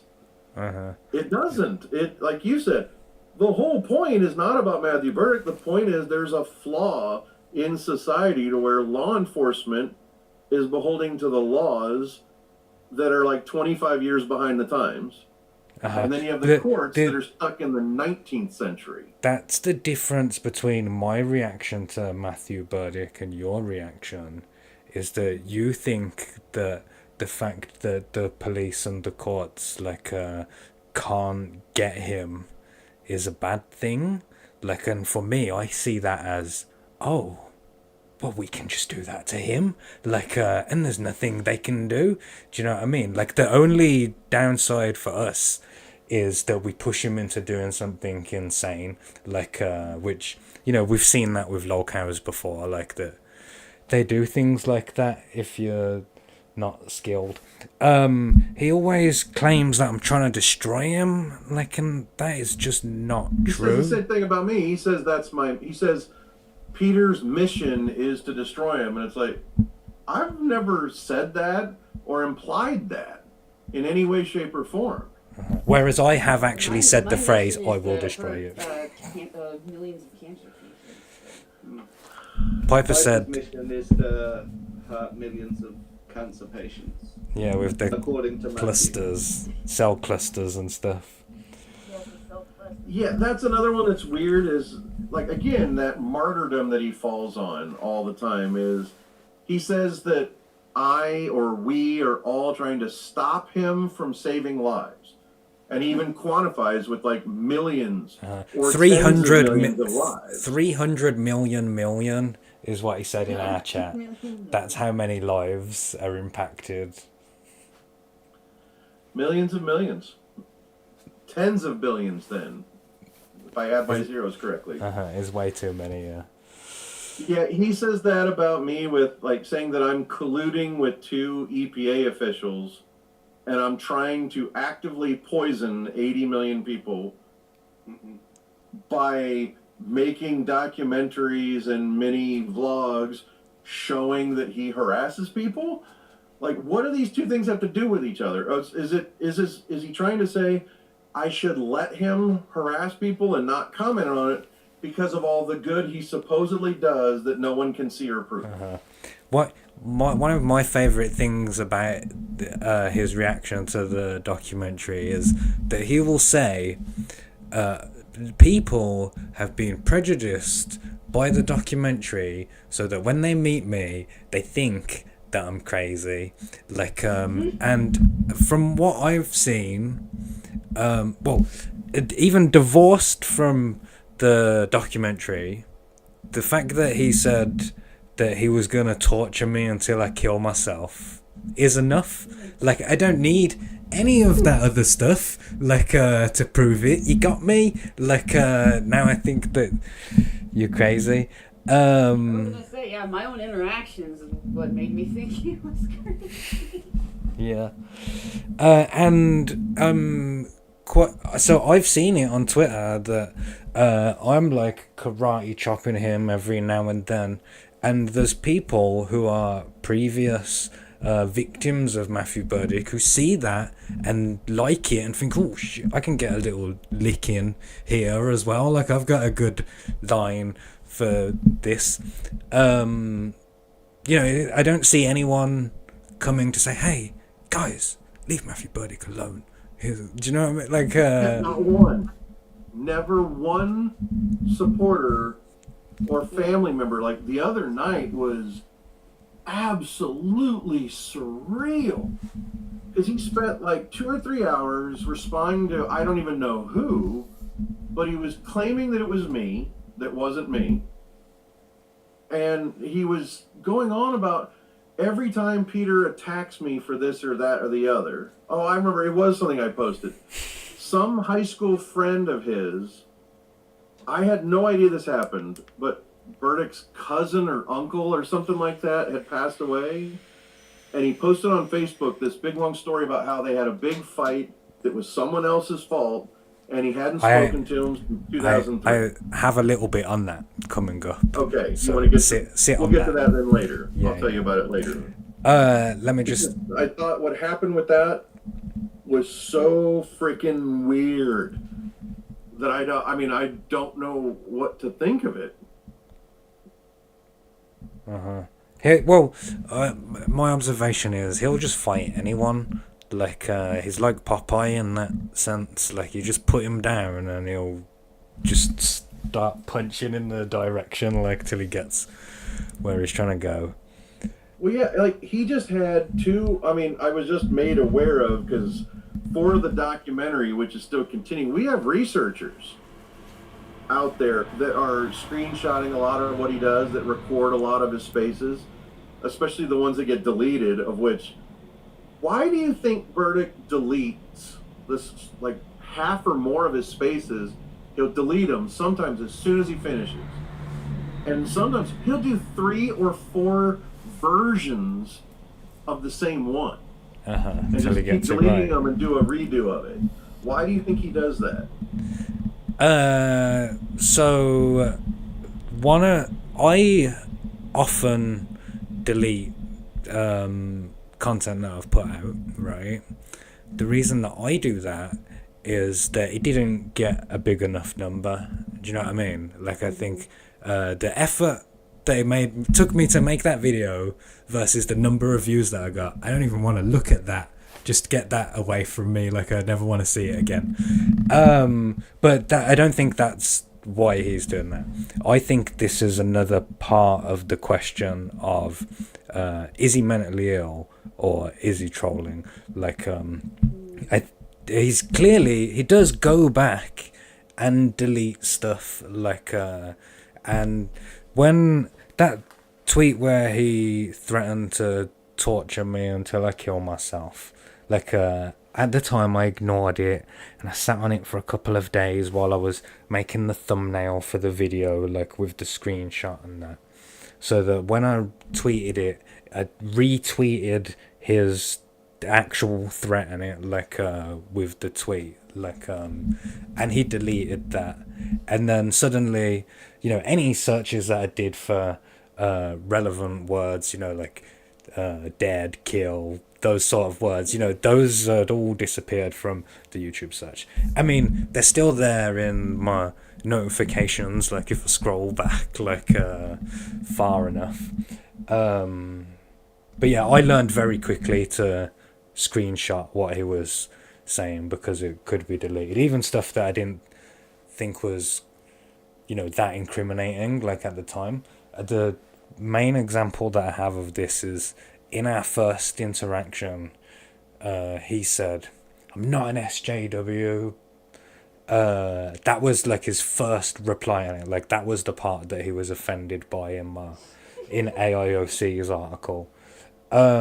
and I didn't get a screenshot of it, and he deleted it when I went back to like get the screenshot. So then I was like, oh shit, I need that screenshot. Oh, I'll just trigger him again in the same way, like and then just for the day I just kept saying, oh, classic SJW behavior that is, like, so until he would say I'm not an SJW again, so like I could get it for the thing. Let's see, where is we at in this? This photograph. Oh, she's on about the FBI photograph? This photograph Stands as evidence of a coordinated effort to silence a whistleblower through defamation, harassment, and manipulation. Exhibit D is the smoking gun, revealing Ross's direct connection to the machinery of oppression. Today, we unveil this conspiracy for all to see and affirm that Berdyck's fight for justice will not be buried by those who conspire against him. I think this is pretty damning. This is clearly you working with the FBI, like at least cooperating with the FBI. And how dare you? Like the FBI wants to know what I think. That looks like a thoroughly debriefed look to me. Even though it was before the interview. Pre-briefed. That's what it is. All right. Okay. The next exhibit. Comrades, I present Exhibit E, the social media monster Reddit page, a digital hub of manipulation and collusion where Peter John Ross and his allies coordinate their attacks against Matthew Berdyck. This page is not just a forum. It is a recruitment ground designed to brainwash and rally individuals, even well-meaning ones like Commie3 Mark, into joining their smear campaign.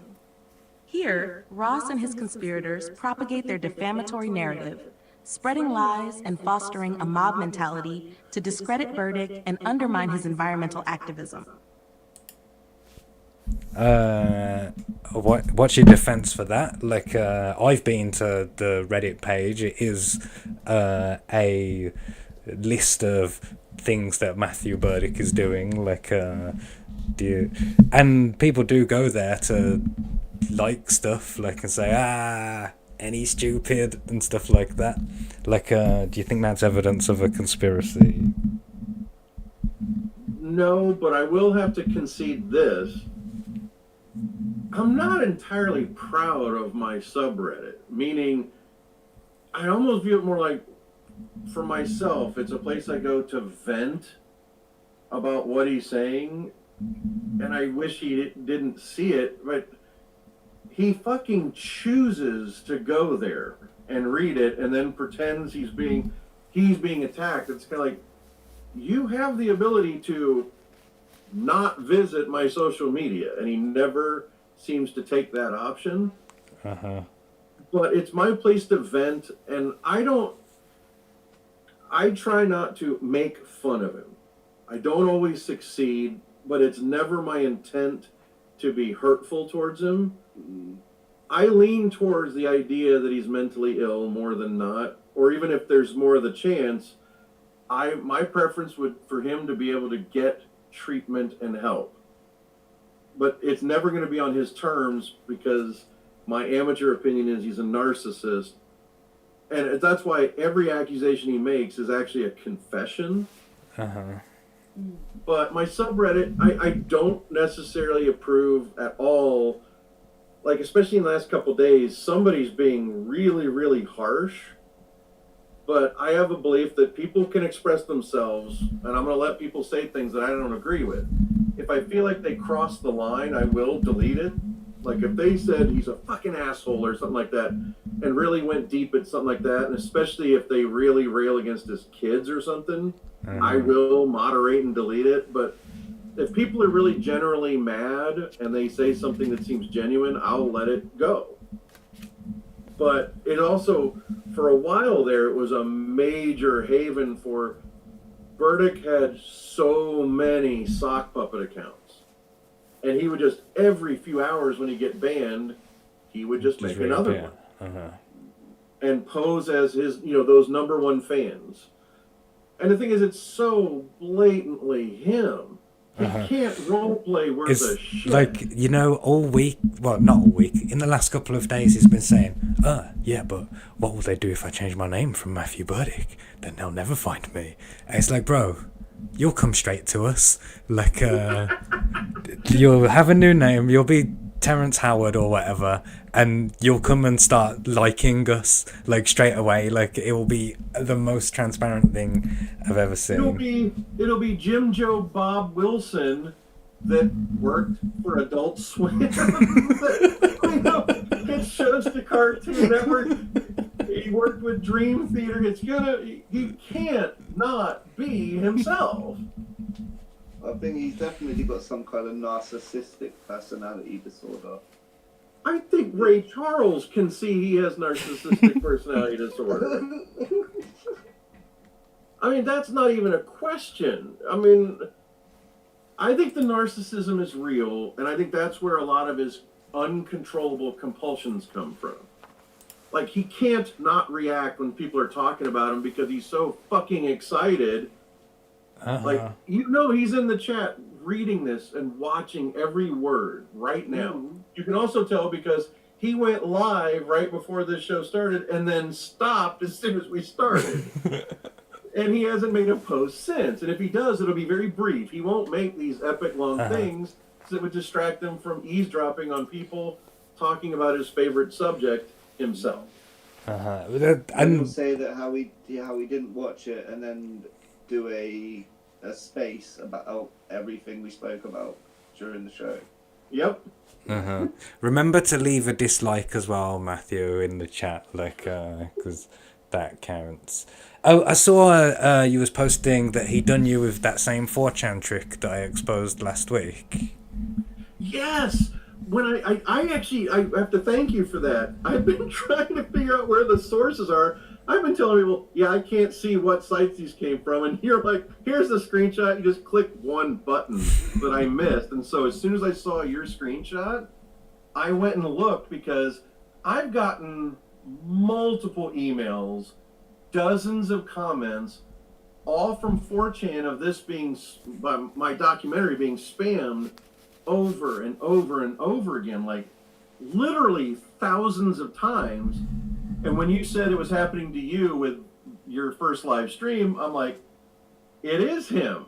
It's him doing it over and over again. Or it's you. Like, there's just as much evidence that I can see that it's him spamming the content, or you. Like, I can't prove either of you because 4chan's anonymous and it's not even linked to like previous posts or whatever. I can state this: I've never posted on 4chan or any of those sites. But again, how do I prove something when I just didn't do it? You know what I mean? It's the same with that Reddit account that he keeps claiming thoroughly is me that is definitely not me. It's like, I don't feel compelled to prove or disprove it because it's like, well, I know it's not me. And if he ever wants to go to court, it's like, they don't, and even if there's something criminal, it's like, then I know it's not me, so I'm really not concerned. But when it comes to the spamming thing, with 4chan, his plan worked fairly well. He got people so annoyed with the documentary, they were downvoting it a lot. Like, significantly. Yeah. And commenting is, why are you spamming this shit? And one person even said, I don't believe it's not you. And it's kind of like, what am I supposed to say? How do I prove this isn't me when just because I know I didn't do it, but how do I prove it?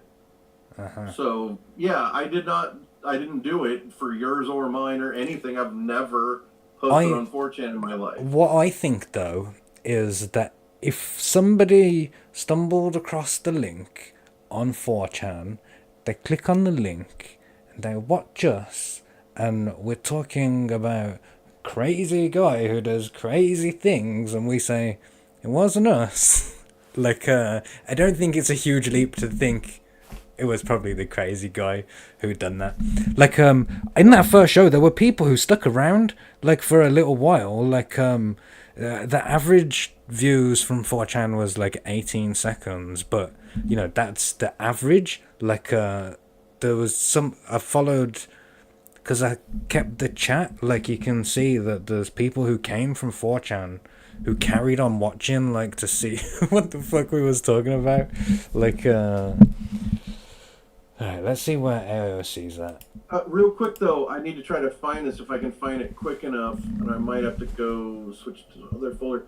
I got an email from somebody that was, there it is, right here. The email was titled "Regarding Spam," sent from a Proton email based in Europe. And I'm going to read this to you. It says, "I'm an avid 4chan user, and today I stumbled upon a thread on the television and film board regarding your documentary. The thread was normal, just someone sharing a plot summary of Social Media Monster and a link to the YouTube upload on your channel. Let me congratulate you on the quality of your documentary. It's nice to see independent documentaries with high production value. Almost feels like something you could find on Netflix. I was enjoying the watch until I realized the original thread it was posted on got deleted, and I decided to check the archive. Here's a link to the archive, and it says, you can see some anonymous pointed out this video has been spammed to death across the website, especially on political board. Someone posted the same screenshot of the same link being spammed on said board, and I will attach it so you can see yourself." And then he posted the screenshot and says, "We are not even talking about spamming just a couple times, but actually 1,000 or more, as you can see here. Your video has been spammed over 1,691 times just in the political, I want to say subreddit, but whatever that is, sub. I also found more instances getting posted on /TV since its upload. I have no doubt it's all made by this Matthew guy in hopes Anons will try attacking you somehow. I believe this because most, if not all, of his posts on poll are left-leaning, meaning he's trying to farm attention from the users of the board, which are mostly right-leaning. I don't know if this information will help you somehow, just thought of letting you know. Have a nice day." Yeah, that's summed it up, innit? Like, so I thought it was very relevant to what we were just talking about. Didn't mean to hijack there for a second. That's absolutely fine. What's the interesting question about that is you believe that his motivation is, or at least that person who sent the email believes that it's to get the users who stumble across the link and the spam to, like, downvote it so that it gets, you know, less attention or whatever. I think that that's a step of a prediction too far. That what it really is he's spamming the documentary out there because he wants people to know, like, that there's a documentary about him, even though it's bad. Like, one of the things that I've seen him claiming loads is he says, "Oh, there's 300 million people in the USA and they haven't all seen it." He said, "There's 8 billion people on Earth and 7,000 people watched the video. Like, you're failing at your job," and things like that. Like, oh man. Come on. That one always gets me is he does that a lot when I think that's self-soothing, meaning he's always going on about population. He's like, there's only 330 million people in the United States and you've only reached 15,000, which means that's 0.001 people that I've been affected by with this documentary, that he also says is a failure that no one sees and no one's convinced by it. So, but is also simultaneously ruining his. It's also simultaneously ruining his life, isn't it? Like, even though it doesn't contradiction affect upon him. contradiction. I was really happy to learn that I haven't hurt Matthew Berdyck's feelings at all, like, and that I've in no way impeded him, like, in living his life. That nothing's going to change. That my attacks are weak, meaningless, like, and they do not matter, which is good. Let's see what she's saying, because we've been going forever already. The evidence on this page shows a calculated effort to create an echo chamber of harassment, amplifying false claims, and enlisting others in their coordinated attack. I skipped a part. There was 2 particular things on the Reddit that I wanted to point to. One was this one that we discussed on Twitter this week, like, this question of, is he trying to look like a veteran here? And I said I don't think so. I showed my communist coat or whatever. What's interesting for me here is he said this is a $20,000 coat, like which is amazing. Like, So let's address this real quick. So two things.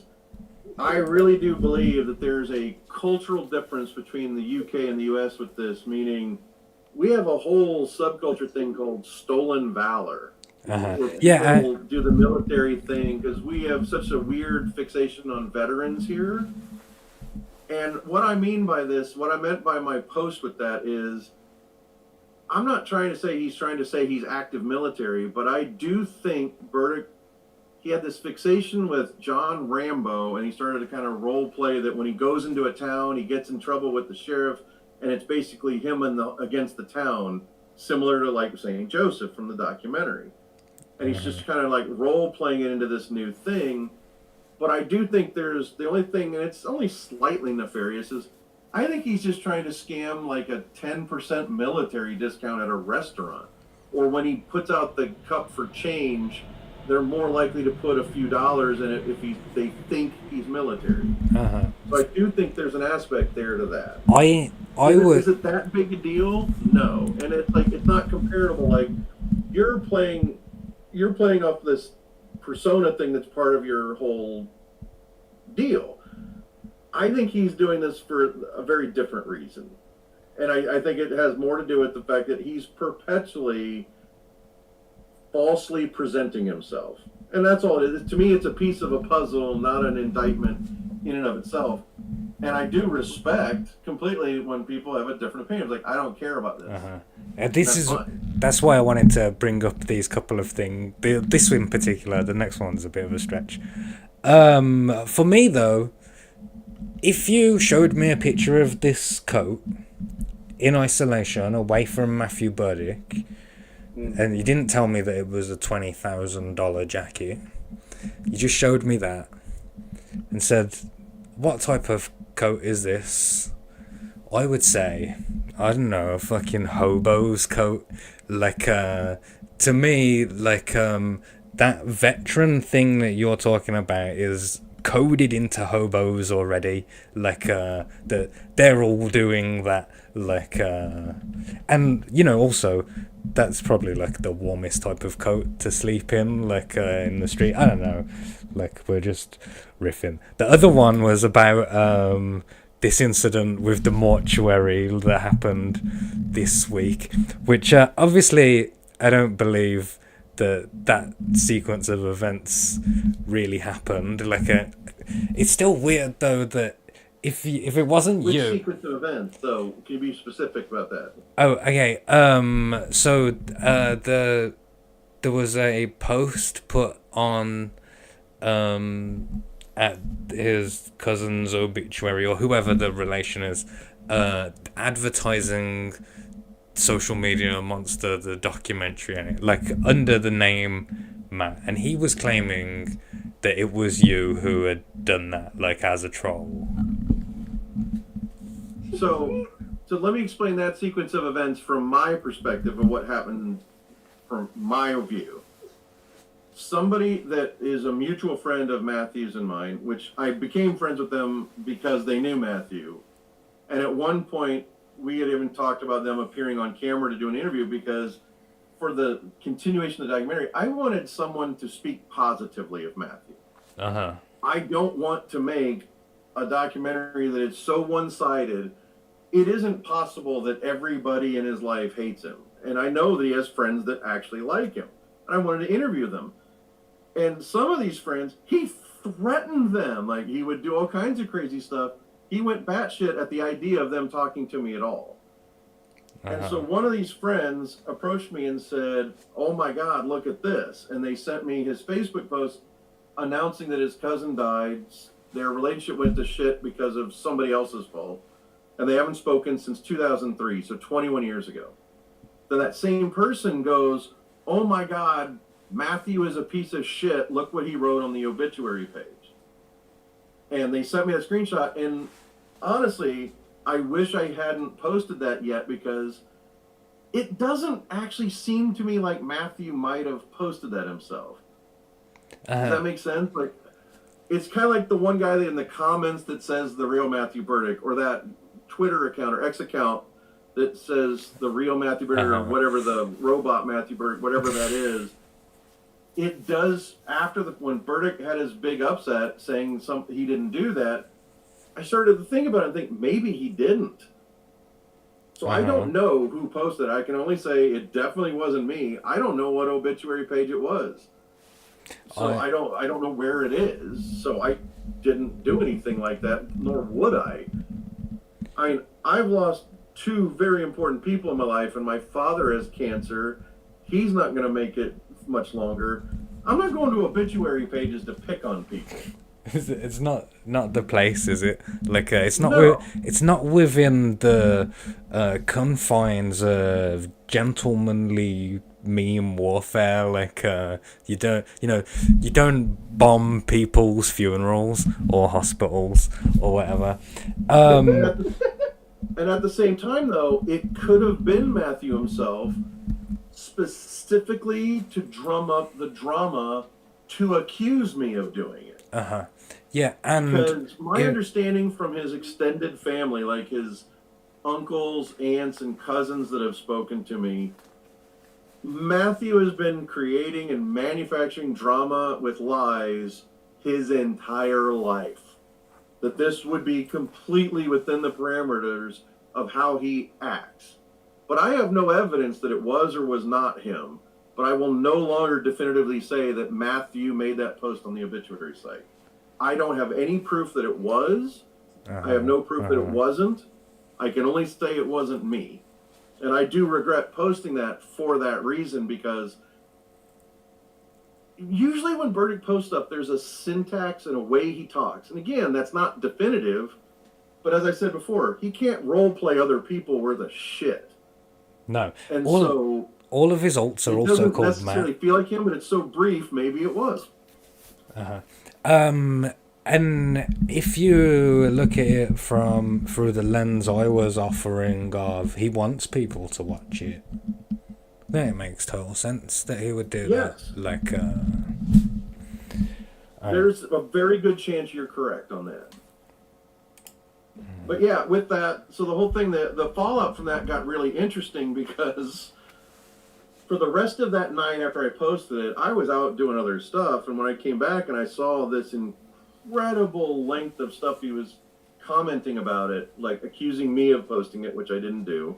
But more importantly, he was saying that whenever Peter does this, his family rallies behind him. That his son wants to kill me, and his son is very much on his side.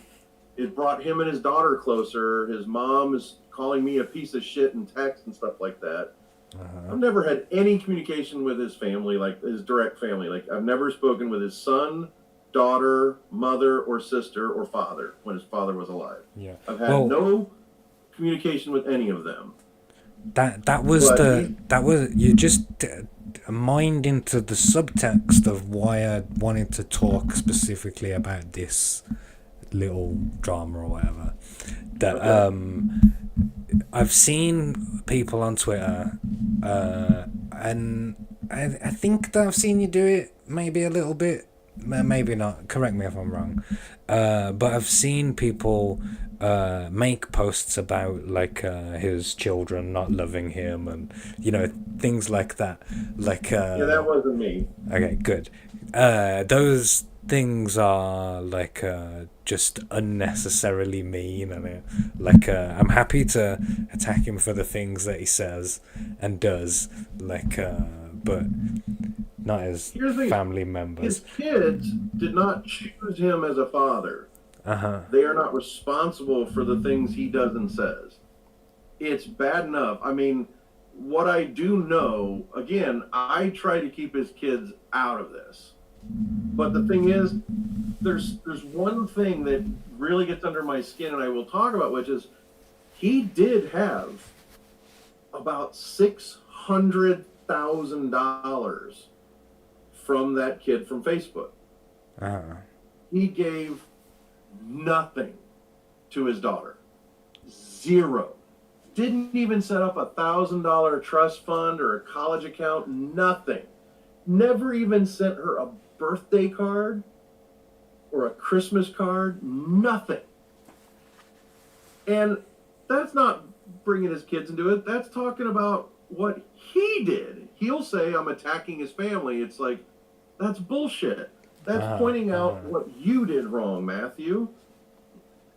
That's not the same thing. No, yeah, So, we see at that that we see that happen in other like drama spheres or whatever, where just the mention of a family member is spun into attacking my family, like so. But Yeah, it's not. but- It's not an attack because it's Oh, not saying yeah. anything about them. I agree with what you're saying. I'm saying that just the mere mention of someone's child is enough for them to kung fu flip it around into you're attacking Into my social child. justice warrior territory. Yeah, you're starting to understand, then, yeah. Oh, there's you again. Oh, what's she saying? We're almost at the end. Exhibit E lays bare the conspiracy in action, a web of digital manipulation aimed at silencing a whistleblower. Today, we expose this platform for what it is, an extension of the oppressive machine designed to bury Berdyck's truth and destroy his legacy. All right. Finally, comrades. Exhibit F. We turn to Exhibit F, the undeniable evidence of Peter John Ross's poor fashion choices. While seemingly trivial, this is a symbol of his reckless disregard for decency and good taste. In a broader sense, it reflects the chaos and disorder of his alleged conspiratorial actions, poorly coordinated, ill-conceived, and destined to fail under the scrutiny of truth.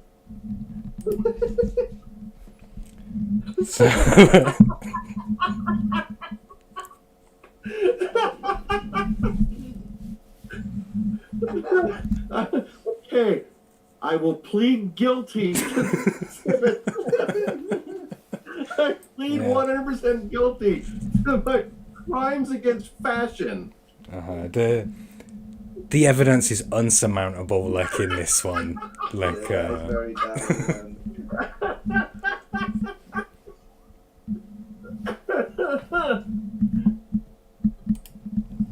Can I give you a big opportunity you missed with that last one? Go It's on. not even about the fashion, but the picture you chose. Okay, this is one of Berdyck's things about how I've only submitted to fake film festivals. I submitted to a lot of very small festivals all around. I mean, I submitted to some big ones and I got rejected. But what's funny about the picture there is You should have won one of them Scholastic Gold Keys, and then they would have toured your documentary all around the country. Weirdly, I was never that talented to get the Scholastic Award in, that usually is for elementary and junior, but he got it in high school apparently. But no, what's funny about that is that festival is called the International Indie Gathering Film Festival. And I won Audience Award, Best Festival, and Editing at that one that year in 2021. I bought the festival a year later from the organizers. And so Berdyck is trying to say I gave myself the award a year before I owned the festival. The next year, I would have given myself the award again. Like, just because if I own it, I might as well. Okay, where are we at? So, let's give AOC her final, like, closing statement. Then I'll get a closing statement from you, Peter, and then we'll throw it to the jury to decide. So, here we go. When we consider all the evidence, manipulated media, fabricated threats, direct collusion with powerful entities, organized online harassment, and personal attacks on Berdyck's character and family, it becomes clear that Peter John Ross is guilty of the very things Berdyck claims. This is not the story of a man exposing truth. It is the story of a man weaponizing lies to suppress a whistleblower and dismantle his work. Today, we stand with Matthew Berdyck, affirming his courage and exposing the calculated conspiracy against him. Justice demands that we hold Peter John Ross accountable. All right, so Peter, your last chance. First, I'm going to address the term whistleblower. A whistleblower is someone in a position of knowledge and risks their job and reputation and career to expose a corruption. Matthew Berdyck lives in his car, is witness to nothing, and therefore can't even qualify as a whistleblower by any definition of the word. And I vehemently deny all other accusations with the sole exception of my very poor choices in attire and hat wear. Real quick, and I do want to address something funny, is Berdyck has accused you and me of being narcissists, and also, by the way, Howard from Critical Blast is a narcissist. Aaron Brockovich is a narcissist. It seems weird that everybody that targets him in his mind is the narcissist, but he isn't. Mathematically, that doesn't seem to work out with the number of narcissists in the world, but also he says that I can't laugh at myself. So I think most of the time that Matthew Berdyck describes this entity known as Peter John Ross, he is absolutely describing himself. It is psychological projection, to where I've seen multiplexes that don't project as much as Matthew Berdyck does. And I found that hilarious. And I really don't mind. I mean, the other thing is, like, he talks about my fatness all the time, and he says it like I'm not aware that I'm severely overweight. There have been times where we've shared stuff in the back, not me and you, I mean like my crew here, that we shared stuff like of him doing insults and been like, that one's funny, isn't it? Like sometimes like he gets us and it's good. Like I like it when that happens. He's done twice on me that made me laugh at really good. I love that, and I recognize for my audience it's not as funny as it is to me. Like I find it even funnier because he's saying it about me. Like he said Comic Mark is unoriginal. Like there is no, you'll never find anyone else who would describe me. It doesn't bother me, it's cool, I don't mind. I mean, again, I'm not bothered by the petty insults. It's kind of like, whatever. You know, that's the part that bothers me is when he goes out saying I'm a pedophile to customers I have, to clients, that kind of thing. It's like, that's a little bit different. That's not an insult. That's genuinely trying to stop my career. And for some reason, he recorded audio saying that his intent was to prevent me from making money or being able to leave my home. He recorded audio saying this, which is why I literally have 2 defamation lawsuits in court right now against him. One of which, he's evading service, describing how he's evading service, but then saying he's not evading service. It's like someone stabbing someone goes, I'm not stabbing you, I'm just putting a knife through your skin. It's like, that's stabbing. And it's the same way when he says, I'm not evading service. I'm just traveling around, making it impossible to find me and serve me. It's like, that's the same thing. Yeah. But if you win against him in court or whatever, what are you gonna take his car? Like you know, he perpetually misquotes me. I described in the first lawsuit, it's like, in theory, I could take his car, but I feel that's too cruel. Because he might need that to get to work, to live in, apparently, as he does now. And so I said in that other podcast, I had no intention of doing it. I was only saying that it was possible. And he's saying that I expressly said my intent was, and I'm like, that's the opposite of what I said. But luckily, but that's not my goal. My goal is really much more about getting the removal of his defamation and to try to prevent future defamation. Luckily, that's really it. I mean, I don't think you're going to squeeze any nickels out of that one. I don't think money is an objective there at all. No. Yeah, that was my initial point. Luckily, though, for Matthew Berdyck, if you do win his car off him, he already knows where he can buy the exact same one again to replace it. Like, so he'll be fine in that department. So I'm coming to the jury. Like, you've seen the evidence. We need to decide if Peter is guilty of crimes against Matthew Berdyck, and give him some kind of a punishment. So, Piper, I'm gonna come to you first. See if we can hear you. As long as my interpreter's ready, I guess. Oh my god.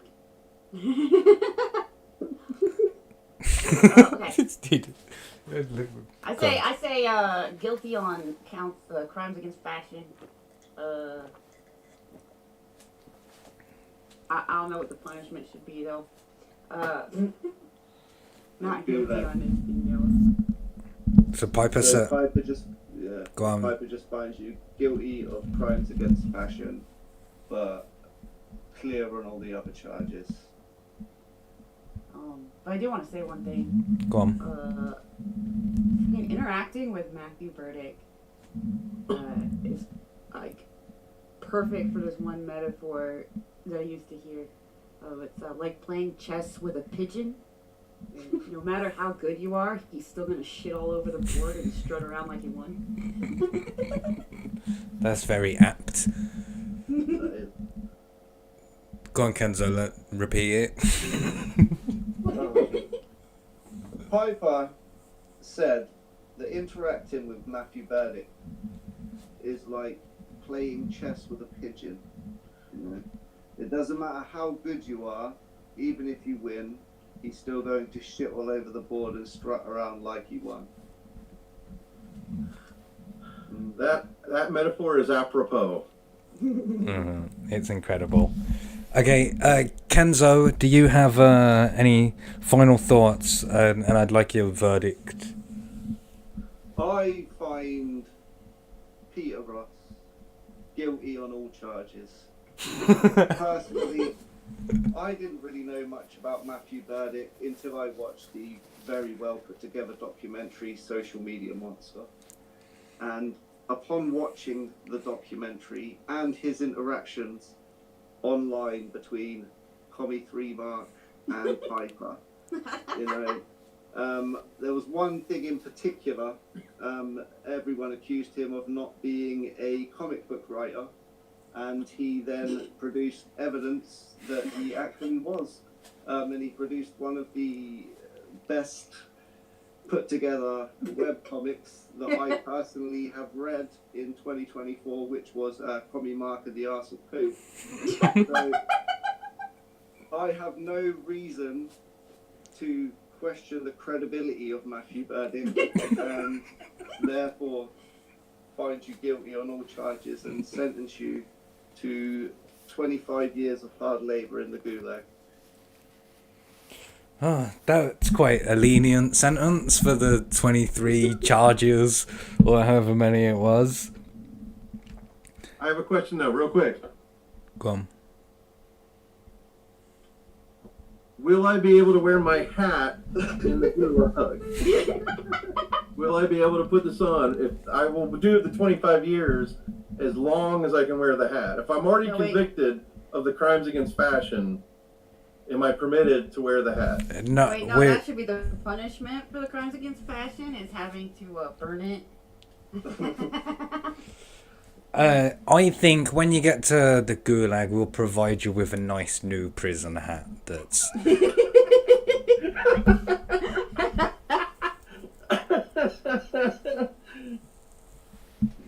Alright, my final thoughts on this is I also find you guilty of crimes against fashion. That's unanimous. Like, I don't like the actions of reporting tweets and Facebook messages and stuff. Like, I understand it. Like, maybe if it was me, I'd feel different. Like, but it's a bit cancel culture-y for me. Like, I don't like that kind of stuff. You're also very clearly also obsessed with Matthew Berdyck. I'm sure that you go to check what he's saying all the time, like I do, and like he does to us. Like, it's a symbiotic relationship, and it. Like, if we didn't feed him, he wouldn't try and fight us. Like, I'm quite confident that that's true. I mean, you have longer. I would say that would have been true, and here the thing is, I would be insane not to concede that I'm obsessed with this whole situation. I would be lying to myself and everybody else, and I admit to it. I am absolutely obsessed, but I disagree with the idea that if I disappeared, do you really think, based on everything he said, that he would just move on from me? He seems to blame me for every decision he's ever made in his life. Oh, okay, so let's imagine a hypothetical scenario where you die, right? And you will live on in Matthew Berdyck's stories forever. Like, he'll be like, remember what happened to Peter John Ross when he made that documentary about me? 2 kills on my kill count now. Like, that's... Oh, yeah. Like, so you would he would never stop mentioning you. Like, but he would stop... I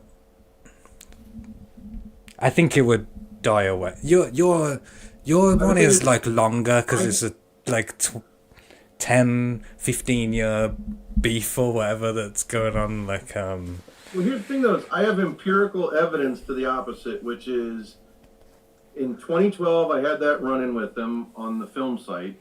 And it bled through to 2013 when Isla Ryan was running her blog, and she was the cause of everything he did wrong. But he still talked about me a lot. But then for the second half of 2013 and all of 2014, I forgot he existed. All of his emails were going to a special spam folder.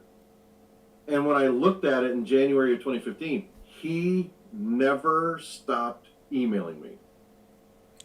Not once. In that 18, 19 months, it never stopped. Yeah, but if you don't look at it, it don't exist. They're Schrodinger's emails until you have a look. That is actually true, yes. Cool, we solved it, guys. Oh, thank you, Tatsunama, for donating 5 Swiss francs. I did not. But I mark the room.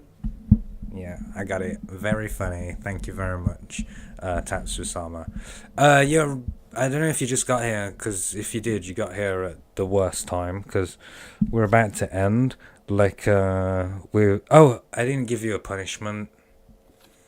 You've already got 25 in the gulag. Oh, man. I'm gonna... and to stick with the hat theme, I'm gonna... Are you gonna make me take it off? That would be punishment. No, what I'm gonna do is force you to Burn it have... while it's still on his head. He's going to have a beard tattooed on his forehead, like, so that his face looks like an upside down Eggman, or something like that. Does that make sense? Like, can you picture that in your mind? Excellent. And then you can have the hat, but you have to wear it on your chin. That's the end of that. Thank you, Peter, for coming. I had a lot of fun. Like, it was hard at the start. It's always hard at the start. I hate the start. But it was a lot of fun. Once Like, it gets going, isn't it the best? Yeah, oh, that someone put that on the back of a DVD or something. But yeah, so thank you for coming. Like, it's been an interesting few weeks. Like, and I'm quite invested in this Matthew Burdick character, so I'm sure we're gonna continue to cross paths for a while. And I can't wait to hear the Twitter space that precedes Oh, come this. on. You know it's going to be spaces, plural. Uh-huh. There's no way he's going to sit with one space as a response to us talking. This is evidence of collusion, conspiracy. We've just committed countless felonies in his mind that somehow don't register and never get filed with law enforcement for some reason. Well, we'll talk about this part offline in the conspiracy part of the after show in the Whisper Network. Yeah, in the super secret group we have with all the other conspirators, when you and I and Aaron Brockovich and yeah, when we all get together, we'll talk about it there. Just so you know, that thing I was talking about with 2015 relates to that, which was the reason I found out he was still emailing me is I started getting email replies from complete strangers. And I was getting like half of a conversation, and that's why I looked. And this is, and I'm going to say this, and it sounds like I'm going to be proud, but I regret doing this, is I saw Matthew Burdick, after 18, 19 months of my silence, sent me and a bunch of strangers I've never heard of an email that says, I want all you assholes to leave me alone. And then I couldn't resist. And I sent a reply all. I just read the names. I saw Ernest. I'm like, hey, Ernie, next month at the anti-Berdyck picnic, can you make sure to bring the potato salad? And I look at another name like, and Marjorie, I see you booked the Dream Theater cover band. So that would be awesome for all the kids we're donating money to.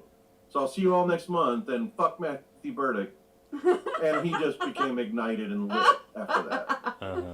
So when we're making a similar joke now, I'm having flashbacks to 9 years ago. When the real Matthew Burdick account, Matthew A. Burdick, we was arguing with him, and then I assume that he got Twitter banned for 7 days because he disappeared for 7 days and reappeared on an alternate. Like, certainly not by me, because I don't do that anyway. Like, I'm against reporting. I've made that clear. In that 7 days, while he was missing, I done a tweet with him tagged in, right? Promoting the show. And the 7 days later, when he came back, he said, bro, you messaged me like 700 times in the week. Which was true, because like he would have got all the notifications for the whole week that were inside this one thread. And I just thought, like, you son of a bitch. Like, you done me. Like, proper done me. Like, well done. Played, yeah. Yeah. Alright. Did you notice have you noticed that he completely dropped pretending that alt account is not him anymore? Yeah, he couldn't keep He that still up. does spaces from it, but it says now he's referring to himself first person again. Yeah, that is a thing. Alright, I'm calling it. Let's end the show. Go and follow all of these dickheads on their own platforms. I'm scared to promote them too much because I don't want to give Matthew Burdick like the information, but you can find it if you want. Of course. Yeah, well, look, he can't find me even with the information, so I. He'll promote it himself in his own way by keep tagging you and tagging the response to it. He will. It's weird because normally at this part of the show is where we have a found poem by Comrade Jan, but he's not with us this week, so we're not going to have that. I assume. some. Did you? Oh, Stopped. yes. Oh. Yeah. All right, let's do it anyway. There's lots of online rumours and stuff about Matthew Burdick that may not be true. Like, I think I had one that if you stand in front of the mirror and say his name 3 times, he'll appear behind you and bum you. But I don't know if that's a true one. So, When Peter said earlier that there's no evidence that he's a whistleblower of any kind, like not by any definition of the word, I did think, we know one kind of blower that he is. Like, and I have heard it referred to as a whistle. Right, I'll take his word for it. he plays the guitar pretty well, so he can probably blow a whistle too. Piper, do you want to do us a poem to go out, even if it's a short one? Yeah, it's short and pretty bad, but let's do it. Alright. I'm not going to embiggen you, because you're just a I'm thing not on anyway. camera, no, I just want to know when to go. Just anytime? Yeah, Now? go, yeah. Okay. You got to poop a lot. That's what she said. Not guilty. We'll fix it in post. Who knew communism would suck so bad? Piper says, entered into evidence. I've seen one. They exonerated him. Matthew Berdyck, Easter eggs. I mean this sincerely. It shouldn't be relevant. The guys all beat me up. Trying to go Super Saiyan. What a narc. Those titties are threatening. The delicious, meaty lady's penis. I cut it in half. Let the lynching begin. Contestants eat toxic waste. 50,000 emails ensued. What do you know about rubber duckies? I dropped it. Pre-briefed, and then I had to be right back, and I didn't write any more of it. That was excellent. Yeah, that was very good. Kenzo, can you repeat that now?